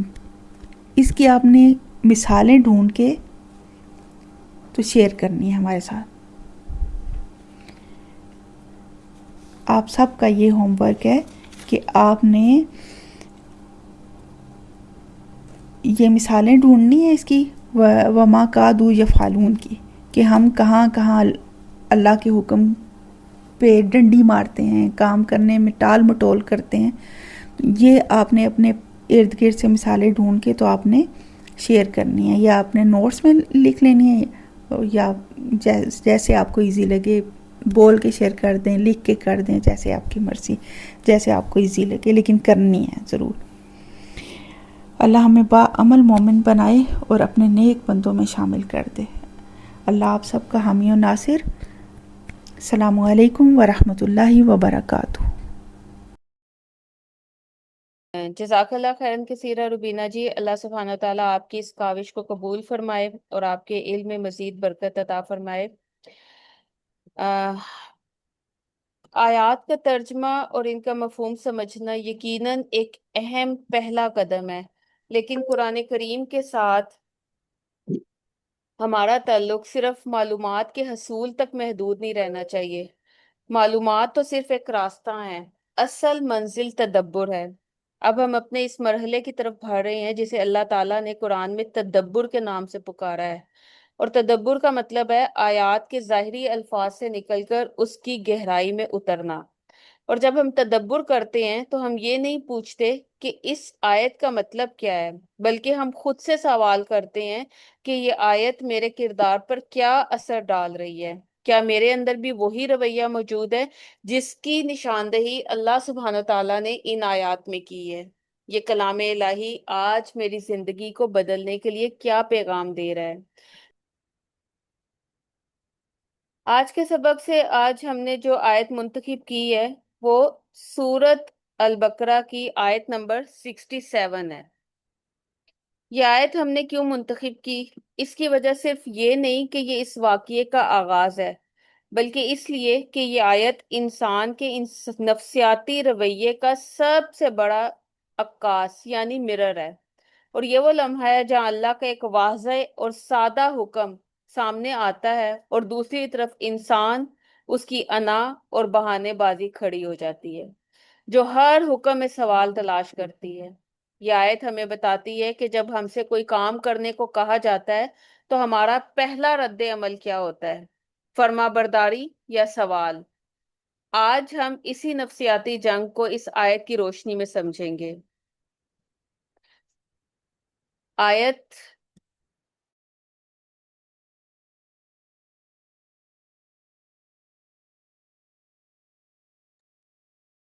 اعوذ باللہ من الشیطان الرجیم، بسم اللہ الرحمن الرحیم۔ وَإِذْ قَالَ مُوسَى لِقَوْمِهِ إِنَّ اللَّهَ يَأْمُرُكُمْ أَن تَذْبَحُوا بَقَرَةً قَالُوا أَتَتَّخِذُنَا هُزُوًا قَالَ أَعُوذُ بِاللَّهِ أَنْ أَكُونَ مِنَ الْجَاهِلِينَ۔ اور وہ وقت یاد کریں جب موسیٰ نے اپنی قوم سے کہا، بے شک اللہ تمہیں حکم دیتا ہے کہ تم ایک گائے ذبح کرو، تو وہ کہنے لگے کیا آپ ہمارا مذاق اڑاتے ہیں؟ موسیٰ نے کہا، میں اللہ کی پناہ مانگتا ہوں کہ میں نادانوں میں سے ہو جاؤں۔ پہلی چیز اس میں کیا سمجھ آتی ہے؟ حکم کو مشکوک بنانا، ڈیفینس میکینزم۔ ذرا غور کریں، اللہ کا حکم، اللہ تعالیٰ نے ایک سادہ سا حکم دیا تھا۔ جب یہاں اللہ کا کوئی حکم، کوئی شرعی پابندی یا کوئی اخلاقی اصول ہمارے آرام یا ہمارے نفس کے خلاف جاتا ہے تو ہمارا پہلا ری ایکشن کیا ہوتا ہے؟ ہم فوراً سوال کھڑے کرتے ہیں، کیا واقعی یہ ضروری ہے؟ کیا دین اتنی سختی کا نام ہے؟ کیا سب کچھ چھوڑ چھاڑ کر یہی کرنا ہے؟ اور بنی اسرائیل نے بھی یہی کیا تھا۔ گائیں ذبح کرنا ایک حکم تھا، سادہ سا حکم تھا، لیکن انہوں نے اس حکم پر عمل کرنے کے بجائے حضرت موسیٰ علیہ السلام کی نیت پر سوال اٹھا دیا۔ آج ہم بھی جب دین پر عمل کرنے سے کتراتے ہیں تو ہم دین کی تعلیمات کو ہی مشکوک یا مشکل قرار دے کر اپنی جان چھڑا لیتے ہیں۔ یہ سوال دراصل ہمارے ڈیفینس ہے تاکہ ہمیں بدلنا نہ پڑے۔ 1400 سال پرانی چیزیں، اساطیر الاولین، یہی کہانیاں آج ہم بھی کہتے ہیں۔ ذرا سا غور کریں، مثلاً کوئی بھی شرعی حکم، پردہ کرنے کا حکم، سود چھوڑنے کا حکم، نماز کی پابندی، یا کوئی بھی جو ہمارے کمفرٹ زون کو ٹکراتا ہے تو ہم کیا کرتے ہیں؟ ہم فلاسفر بن جاتے ہیں۔ ہم کہتے ہیں یہ حکم سمجھ ہی نہیں آ رہا، اس میں کیا منطق ہے، کیا کنیکشن ہے اس بات سے؟ یاد رکھیے، بنی اسرائیل کا مسئلہ یہ نہیں تھا کہ انہیں گائیں سمجھ نہیں آ رہی تھی، مسئلہ یہ تھا کہ وہ عمل نہیں کرنا چاہتے تھے۔ اسی لیے انہوں نے نبی کی نیت پر شک کیا تاکہ بحث طویل ہو اور عمل ٹل جائے۔ آج ہم بھی جب دین پر عمل نہیں کرنا چاہتے تو ہم دین کی تشریحات کو مشکوک قرار دے کر اپنی جان چھڑا لیتے ہیں۔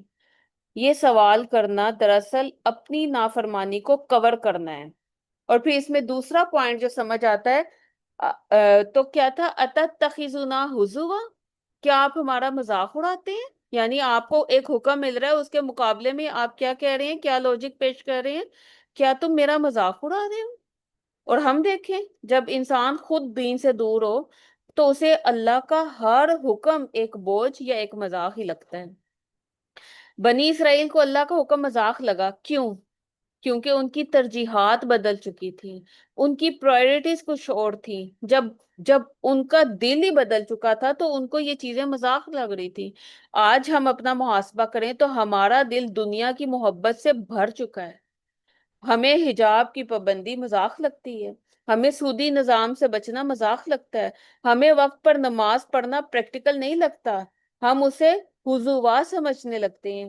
اور یہ آیت ہمیں آئینہ دکھا رہی ہے کہ کہیں ہماری بے عملی کا جواز تو یہ سوچ نہیں کہ دین تو بس باتیں ہیں، اصل زندگی تو یہی ہے، جیو، کھاؤ، پیو، مزے کرو۔ اور پھر تیسرا پوائنٹ اس میں کیا ہے، جہالت، یعنی اصل جہالت کیا ہے۔ موسیٰ علیہ السلام کیا کہتے ہیں، قال اعوذ باللہ ان اکون من الجاہلین، میں تو اس چیز سے بھی پناہ مانگتا ہوں کہ میں کہیں جاہل نہ بن جاؤں، جاہلوں میں سے، نادانوں میں سے نہ ہو جاؤں۔ سب سے اہم سبق یہاں چھپا ہے۔ موسیٰ علیہ السلام نے یہ نہیں کہا نہیں نہیں میں مذاق نہیں کر رہا، انہوں نے جواب کے بدلے ایسا جواب نہیں دیا، انہوں نے کہا میں تو پناہ مانگتا ہوں اللہ کی کہ میں جاہلوں میں سے ہو جاؤں۔ یہاں ایک بہت بڑی حقیقت ہے، قرآن کی روح سے جاہل وہ نہیں جو پڑھا لکھا نہیں ہے، جاہل وہ ہے جو اللہ کے حکم کو ٹھٹھا سمجھے، یا جو حکم الہی کے سامنے اپنی عقل کو مقدم رکھے۔ جب ہم کہتے ہیں ہمیں سمجھ نہیں آتا کہ اس میں کیا فائدہ ہے، کیا لوجک ہے، تو ہم دراصل اپنی عقل کو اللہ کے حکم سے اونچا کر رہے ہوتے ہیں، اور یہی جہالت ہے۔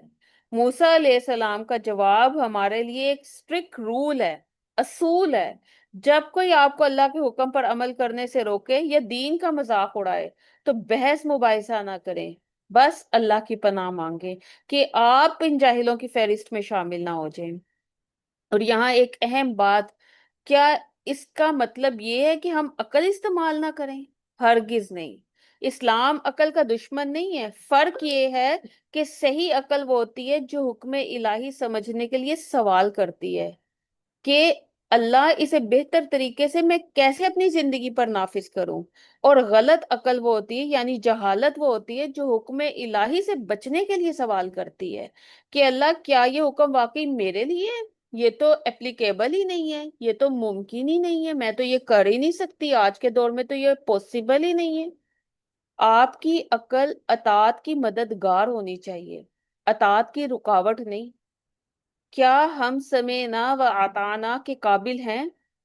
بنی اسرائیل نے جب حکم کو مذاق کہا تو اللہ نے ان پر اتنی سختیاں کر دی کہ گھائے ڈھونڈنا ان کے لیے وہ بالے جان بن گیا۔ آج ہم بھی جب چھوٹے احکامات کو مذاق سمجھ کر ٹالتے ہیں تو اللہ تعالیٰ ہماری زندگیوں میں اتنی الجھنیں ڈال دیتا ہے جو کبھی ختم ہی نہیں ہوتی۔ پھر ہماری زندگی کا سکون سوال کرنے میں نہیں بلکہ تسلیم کرنے میں ہے۔ آج ہمیں یہ عہد کرنا ہے کہ جب اللہ کا حکم آئے گا تو ہم کیوں نہیں کہیں گے، یہ نہیں کہیں گے کہ یہ کیا، کیسے، میں کیوں عمل کروں، بلکہ عمل کرنے کی نیت کریں گے۔ اگر ہم یہ دیکھیں کچھ آئینے جو ہم اپنے سامنے رکھیں تو ہمیں صاف نظر آئے گا کہ یہ جو رویہ تھا ہم سب کی روزمرہ زندگی میں موجود ہے۔ ہم بنی اسرائیل کے قصے کو صرف کتابوں میں پڑھتے ہیں، جبکہ وہ قصہ ہماری سوسائٹی میں، ہماری شادیوں میں، ہماری روزمرہ کی مصروفیات میں، ہمارے سکولز میں، ہماری اولادوں میں، اور حتیٰ کہ ہمارے ڈرائنگ رومز میں روزانہ زندہ ہوتا ہے۔ تو ذرا اس گائیں کو اپنی زندگی کے ہر شعبے میں تلاش کرتے ہیں۔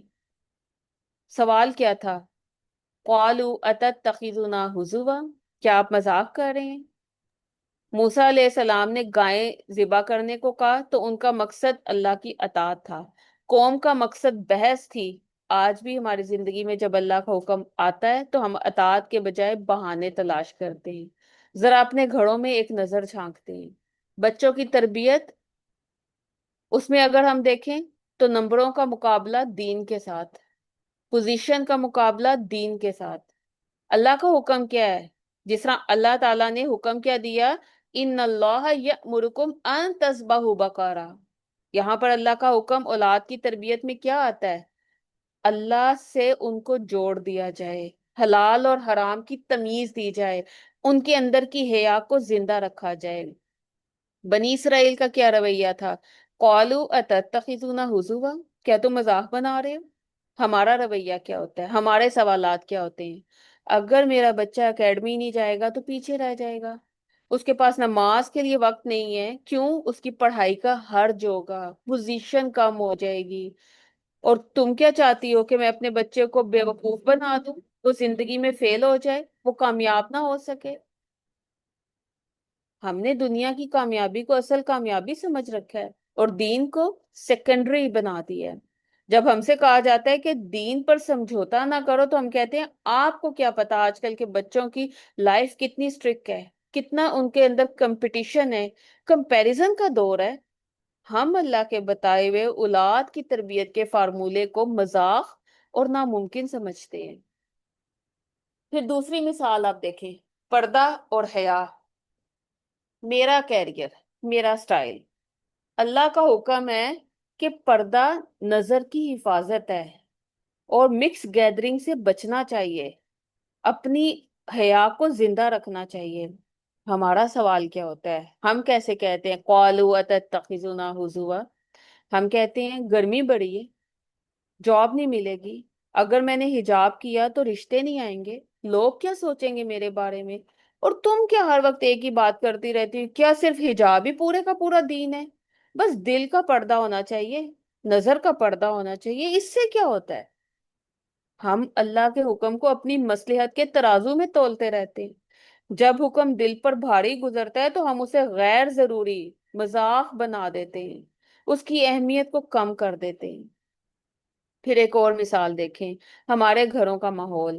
میرا وقت میرا آرام. اللہ کا حکم کیا ہے؟ حقوق العباد، شوہر کی اطاعت، گھر کا سکون، درگزر کرو، غصے پر قابو پاؤ. اب ہمارا رویہ کیا ہے؟ حضوا کون سا ہے ہمارا؟ کیا میں ہی سب کچھ سہتی رہوں؟ کیا میرا اپنا کوئی سکون نہیں ہے؟ میں ہی ہر چیز کو برداشت کروں؟ اگر میں نے اس ٹائم پہ خاموشی کا مظاہرہ کیا، جواب نہ دیا، تو یہ لوگ مجھ پر قابو پا جائیں گے، مجھے کمزور سمجھیں گے، ساری میری جٹھانیاں میرے شوہر سے میں دب کے رہوں؟ کیوں؟ میرا حق نہیں ہے؟ مجھے یہ بھی لینا ہے، مجھے وہ بھی لینا ہے، میری فلاں دوست تو یہ کرتی ہے اور مجھے تو ڈٹ کے جواب دینا ہے، میں کیوں معاف کروں؟ اللہ تعالیٰ کہتے ہیں معاف کرو، صبر کرو، درگزر کرو، لیکن عقل کیا کہتی ہے؟ بدلہ لو. ہم اللہ کے حکم کو بے وقوفی اور مذاق سمجھ کر اپنی انا کو ترجیح دیتے ہیں.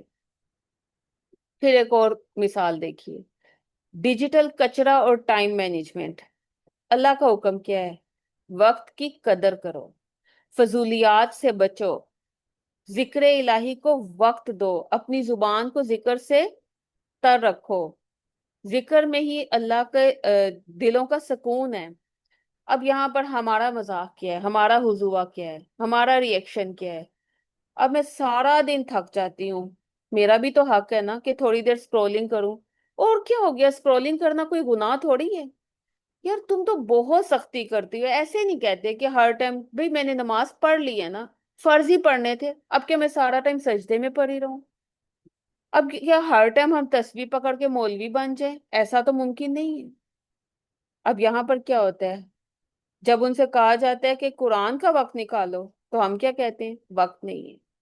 سوشل میڈیا کی بات ہو تو گھنٹے وقت ہی وقت ہے. یعنی اللہ کے حکم صحیح استعمال کرنا تھا وقت کا، اس کو مذاق سمجھا اور پھر اسے ٹال دیا. اسی طرح آپ دیکھیں اسی آیت کے تناظر میں ان جدید بہانوں کا پوسٹ مارٹم بھی کریں جو آج کے پڑھے لکھے ماڈرن اور پروفیشنل طبقے میں عام ہے. مثلا پروفیشنل کمپرومائز. اب یہ کیا ہوتا ہے؟ یہ تو دنیا ہے، یہاں ہمیں سب کے ساتھ چلنا پڑتا ہے، ایڈجسٹ کرنا پڑتا ہے. جاب کرتی ہوں، مردوں سے اگر ہاتھ نہیں ملاؤں گی، اگر میں جو ہے مکس گیدرنگ میں نہیں جاؤں گی، پارٹیز اٹینڈ نہیں کروں گی، تو میرا تو کیریئر ختم ہو جائے گا۔ اب مذاق کیا ہے؟ اللہ کے حکم کو، جو اللہ نے حیا کرنے کا حکم دیا تھا، اس کو ہم نے ان پروفیشنل یا پسماندگی قرار دے دیا۔ ہمارا یہ کہنا کہ یہاں میرا دین نہیں چل سکتا، کیا ہوا اگر جاب کے ٹائم نماز نہیں پڑھ سکی، کٹھی کر کے پڑھ لوں گی؟ یہ کیا ہے؟ اللہ کے اس قانون کا مذاق اڑانا ہے جو عزت کی اور عزت کی ضمانت دیتا ہے۔ ہم اللہ سے کہہ رہے ہیں کہ اللہ تیرا حیا کا حکم اس دنیا میں نہیں چلے گا۔ یہ تو بچکانہ حرکتیں ہیں جو ہم اس میں سوچیں کہ ہم جی حیا میں بس لپٹی ہوئے بیٹھے رہیں اور ابائے پہن کے، تو ہم تو جابس نہیں کر سکتے، ہم تو پھر مردوں کے ساتھ قدم سے قدم ملا کے نہیں چل سکتے۔ یہ کیا ہے؟ یہ ہیں لیم ایکسکیوزز، یہ ہیں قالوا اتتخذنا ہزوا۔ پھر دیکھیں، ہم کہتے ہیں کہ سود کے آج تو مجبوری بن چکا ہے، ہماری معیشت ہی نہیں کنٹرول میں آئے گی کیسے؟ آج کے دور میں گھر لینا ہے، گاڑی لینی ہے، بزنس کو فروغ دینا ہے، تو انٹرسٹ کے بغیر ممکن ہی نہیں ہے۔ اب سود کو انٹرسٹ کا نام دے دیا گیا ہے۔ کیا تم یہ چاہتی ہو کہ ہم سڑکوں پہ آ جائیں، ہمارا اپنا گھر نہ ہو، ہماری اپنی گاڑی نہ ہو، ہم اچھا بزنس نہ کریں، ہمارے بچے اچھے اسکولوں میں نہ پڑھے؟ تو یہ تو سسٹم ہے، آج تو اس سسٹم کے بغیر جینا ناممکن ہو چکا ہے۔ یہ ہیں ہمارے ایکسکیوزز۔ یہاں ہم اللہ کے رزق دینے والے وعدے کو فرضی کہانی بناتے ہیں اور سود کو حقیقت سمجھ کر اپناتے ہیں۔ ہم یہ کہتے ہیں کہ سود کے بغیر معیشت ممکن ہی نہیں ہے، تو ہم دراصل اللہ کے نظام معیشت کا مذاق اڑا رہے ہیں اور اپنی عقل کو اللہ سے برتر سمجھ رہے ہوتے ہیں۔ یہ وہی بنی اسرائیلی رویہ ہے کہ موسیٰ، ہاؤ اٹ از پاسبل، یہ کیسے ہو سکتا ہے؟ تم ہمارے ساتھ مذاق کر رہے ہو، یہ تو نہیں ممکن۔ ہم بھی یہی کہتے ہیں۔ پھر دیکھیں، بچوں کے کانفیڈنس کا ہم نے ڈھونگ بنایا ہوا ہے، کانفیڈنس ٹریپ۔ میں اگر اپنی بیٹی کو شارٹ کپڑے پہننے سے نہیں روکتی، کیوں؟ کیونکہ میں نہیں چاہتی کہ وہ کمپلیکس کا شکار ہو جائے۔ میں اسے جو ہے بوائے فرینڈ بنانے سے نہیں روکتی، کیوں؟ آج کا دور ہی ایسا ہے بھائی، اس کے اندر کانفیڈنس نہیں آئے گا اگر وہ کو ایجوکیشن سسٹم میں نہیں پڑھے گی۔ مجھے اسے ماڈرن اور کانفیڈنٹ بنانا ہے، اور یہ پرانی پابندیاں اسے سماج میں پیچھے کر دیں گی، اس کا کانفیڈنس لو ہو جائے گا، معاشرے میں کیسے جیے گی؟ ہمیں کل کو اپنے بچوں کو اگر باہر آؤٹ آف کنٹری بھیجنا پڑ گیا تو وہ کیسے بات کر سکے گی؟ مردوں میں چھپ جائے گی؟ نہیں نہیں نہیں، یہ پاسبل ہی نہیں ہے۔ اب یہاں پر کیا ہے اصل مذاق؟ ہم نے اللہ کے حکم یعنی حیا کو بچے کی ذہنی صلاحیتوں کی رکاوٹ سمجھ لی ہے۔ ہم کہہ رہے ہیں کہ یا اللہ تیرے حکم سے میرا بچہ پیچھے رہ جائے گا، تیرا حکم میرے بچے کے کانفیڈنس کے لیے ایک مذاق بن چکا ہے، اور یہ اللہ کی حکمت پر عدم اعتماد کی بدترین شکل ہے۔ پھر آپ دیکھیں، سفارش اور سسٹم کے رونے، دا جسٹس جوک۔ اب ہمارے بہانے کیا ہوتے ہیں؟ دیکھیں، انصاف تو یہاں ملتا نہیں ہے، اور اگر میں نے اپنے تعلقات استعمال نہیں کیے تو کام کیسے ہوگا؟ اسی لیے تو میں نے بڑے بڑے لوگوں سے تعلقات بنائے تھے کہ دنیا میں کچھ بھی ہو سکتا ہے، اور یہ دنیا ہی ایسی ہے، یہاں اخلاقیات دکھانے کا کوئی فائدہ نہیں ہے، یہاں جو ہے انسانیت نام کی کوئی چیز نہیں ہے۔ اب یہاں پر ہمارا اصل مذاق کیا ہوتا ہے؟ ہم اللہ کے حکم عدل اور سچائی کو ناکارہ قرار دے کر اسے مذاق بناتے ہیں۔ ہم یہ مانتے ہیں کہ اللہ کے طریقے سے کام نہیں ہوگا، سچائی پر ہم چلیں گے تو یہ ممکن نہیں ہے، ہمیں رشوت بھی لینی پڑے گی، ہمیں جھوٹ بھی بولنا پڑے گا، ہمیں سفارشیں بھی کرنی پڑیں گی، اور یہی ہمارے شارٹ کٹس ہیں۔ جب ہم سفارش کو ضروری سمجھتے ہیں تو ہم اللہ کے نظام عدل کا مذاق اڑاتے ہیں۔ پھر آپ دیکھیں، سائنسی یا طبی جواز کی آڑ میں ہم کیا کچھ کرتے ہیں۔ ہم کہتے ہیں، ہمارے بہانے کیا ہوتے ہیں؟ دین تو اپنی جگہ ٹھیک ہے، لیکن سائنس اصل میں یہ کہتی ہے، کہتے ہیں اب میں اللہ کے حکم کو مانوں یا سائنس کو؟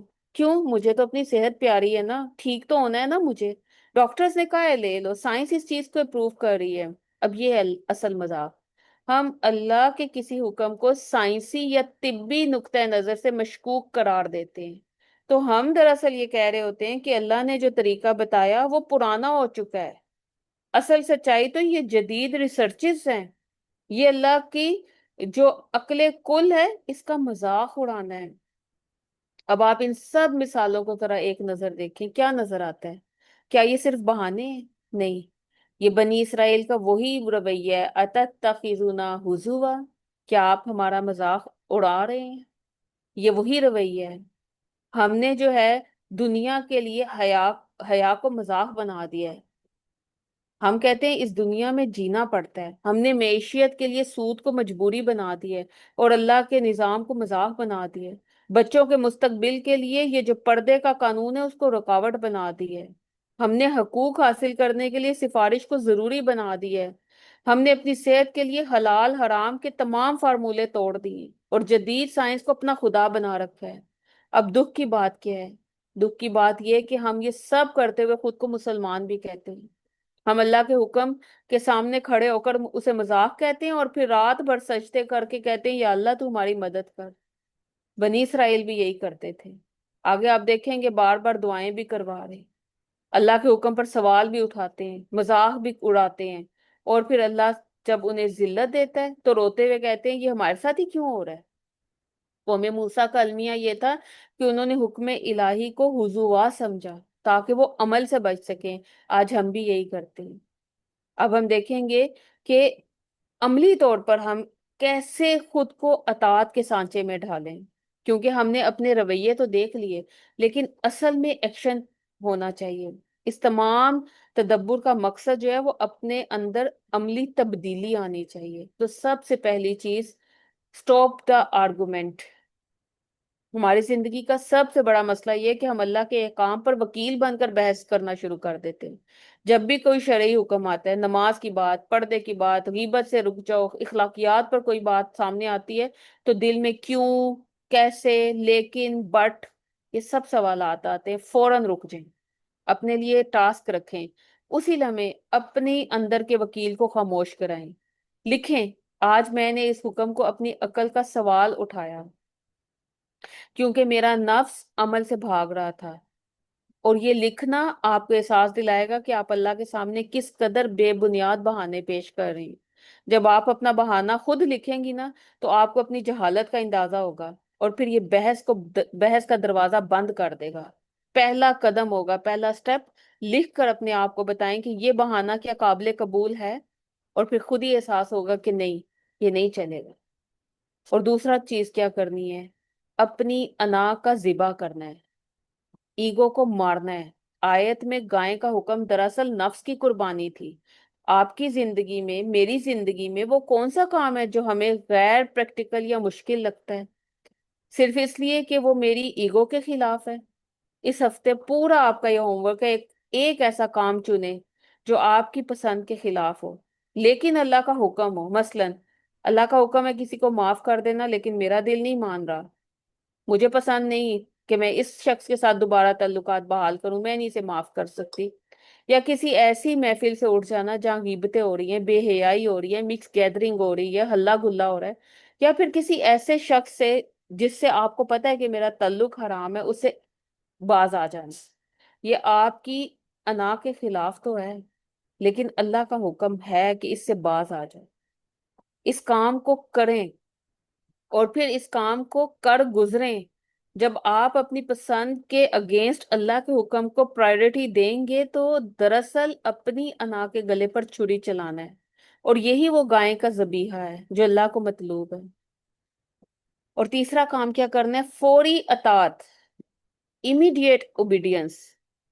ہمارا رویہ ہوتا ہے ہم کاموں کو ٹالتے رہتے ہیں، ہم سوچتے رہتے ہیں کہ ہم تو بس ابھی اللہ کا حکم جو ہے وہ کچھ دیر بعد، کچھ دن بعد، جب حالات ٹھیک ہوں گے تب میں پورا کر لوں گی۔ یہ ٹال مٹول دراصل اللہ کے حکم کو مذاق سمجھنا ہے۔ اس پورے ہفتے کا آپ کا ٹاسک ہے، جب بھی آپ کو اللہ کی کسی بات کا علم ہو جائے، مثلاً کوئی بھی ایسی نیکی یا کسی گناہ سے دوری اختیار کرنا، کل پر مت ڈالیں، اسی لمحے سر انجام دے دیں، یعنی فوری عمل۔ یہی آپ کی زندگی سے ذلت اور مسکنت کو ختم کرے گا جو پچھلے لیسن میں ہم نے پڑھی تھی، کیونکہ بنی اسرائیل پر یہی طاری ہوئی تھی اور وہ ان کا رویہ بتا دیا گیا کہ وہ سوال اٹھانے والے تھے، اور بعض اوقات سوال جو ہے وہ آپ کے عمل کو مشکل بنا دیتا ہے۔ عمل کی رفتار ہی آپ کے ایمان کی سچائی کا ثبوت ہے۔ چوتھی چیز کیا کرنی ہے؟ انوائرمنٹ اپنا چیک کرنا ہے، صحبت کا فلٹر لگائیں۔ بنی اسرائیل کا معاشرہ بھی ان کی نافرمانی کی وجہ بنا تھا۔ اپنے ارد گرد کے لوگوں کو چیک کریں، سوشل میڈیا فیڈ کا جائزہ لیں، کیا آپ کی صحبتیں آپ کو اللہ سے قریب کر رہی ہیں یا دور کر رہی ہیں، یا احکام دین پر سوال اٹھانے پر اکسانے پر مجبور کر رہی ہیں۔ جو چیز یا جو انسان آپ کو دین سے دور کر رہا ہے اسے اپنی زندگی سے محدود کر دیں۔ یعنی آپ کا مائنڈ سیٹ آپ کے ماحول کا عکس ہوتا ہے۔ اپنی روحانی حفاظت کے لیے اپنے انوائرمنٹ کا سلیکشن بہت ضروری ہے۔ اپنی صحبتوں کو چیک کریں۔ پانچویں چیز کیا کرنی ہے؟ شکوے کا خاتمہ کر دینا ہے۔ کمپلینس ختم۔ بنی اسرائیل نے من و سلوہ جیسی نعمتوں پر شکایت کی تھی، آج ہم اپنی زندگی کی تنگیوں پر اللہ سے شکوہ کرتے رہتے ہیں۔ اگلے کم از کم 24 گھنٹے کے لیے آپ سب کا یہ ٹاسک ہے کہ کسی بھی معاملے میں، چاہے وہ رزق ہے، وقت ہے، حالات ہے، سسرال کا ہے، کوئی بھی معاملہ ہے، اپنی زبان کو تالا لگا لیں، شکایت بالکل بند۔ کیونکہ جب آپ شکایت چھوڑیں گے تو زبان اور دل اللہ کی اطاعت کے لیے تیار ہو جائیں گے۔ شکر گزاری جو ہے وہ اللہ کے احکامات کو آسان بنا دے گی۔ اور چھٹی چیز، کنسسٹینسی، استقامت، اس کے لیے عہد کیجئے۔ بنی اسرائیل کا مسئلہ یہ تھا کہ وہ ایک لمحے کے لیے مانتے، اگلے لمحے پھر بحثیں شروع کر دیتے۔ اپنے لیے ٹاسک رکھیں، کوئی ایک چھوٹا سا عمل طے کریں، مثلا 5 منٹ جو ہے میں روزانہ قرآن کی تلاوت فلاں وقت پہ کروں گی، یا میں ایک سنت کی پابندی آج سے شروع کر رہی ہوں، چاہے پھر دنیا ادھر سے ادھر ہو جائے، کبھی نہیں چھوڑنی۔ ہوگا کیا؟ کنسسٹینسی آپ کے مائنڈ سیٹ کو کچا ہونے سے بچائے گی۔ چھوٹا عمل ہوگا جو کبھی نہ ٹوٹے تو وہ بڑے بڑے طوفانوں سے بچا لے گا آپ کو۔ اس کے بعد ساتویں چیز کیا کرنی ہے؟ دن کا خاتمہ جو ہے وہ آپ نے سیلف انالیسس کے ساتھ اپنا محاسبہ، آخری پوائنٹ، یعنی اس کو بہت زیادہ خود کو جواب دہ بنانا ہے، اپنے آپ سے سوال و جواب کرنے۔ رات سونے سے پہلے صرف 2 منٹ اپنے لیے یہ ٹاسک رکھیں، کیا میں نے اللہ کے حکم کو مقدم رکھا یا اپنی مرضی کو؟ غلطی ہو چکی ہے، استغفار کر لیں، کل سے ٹھیک کرنے کا مکمل ارادہ کریں، اور نئے عزم کے ساتھ پھر دوبارہ اپنا دن کا آغاز کریں۔ یہ روزانہ کا جو مراقبہ ہے آپ کو غفلت میں پڑنے سے بچائے گا، اور جو اپنی زندگی کا ریگولر احتساب کرتا ہے وہ اللہ کے سامنے سرخرو ہو جاتا ہے۔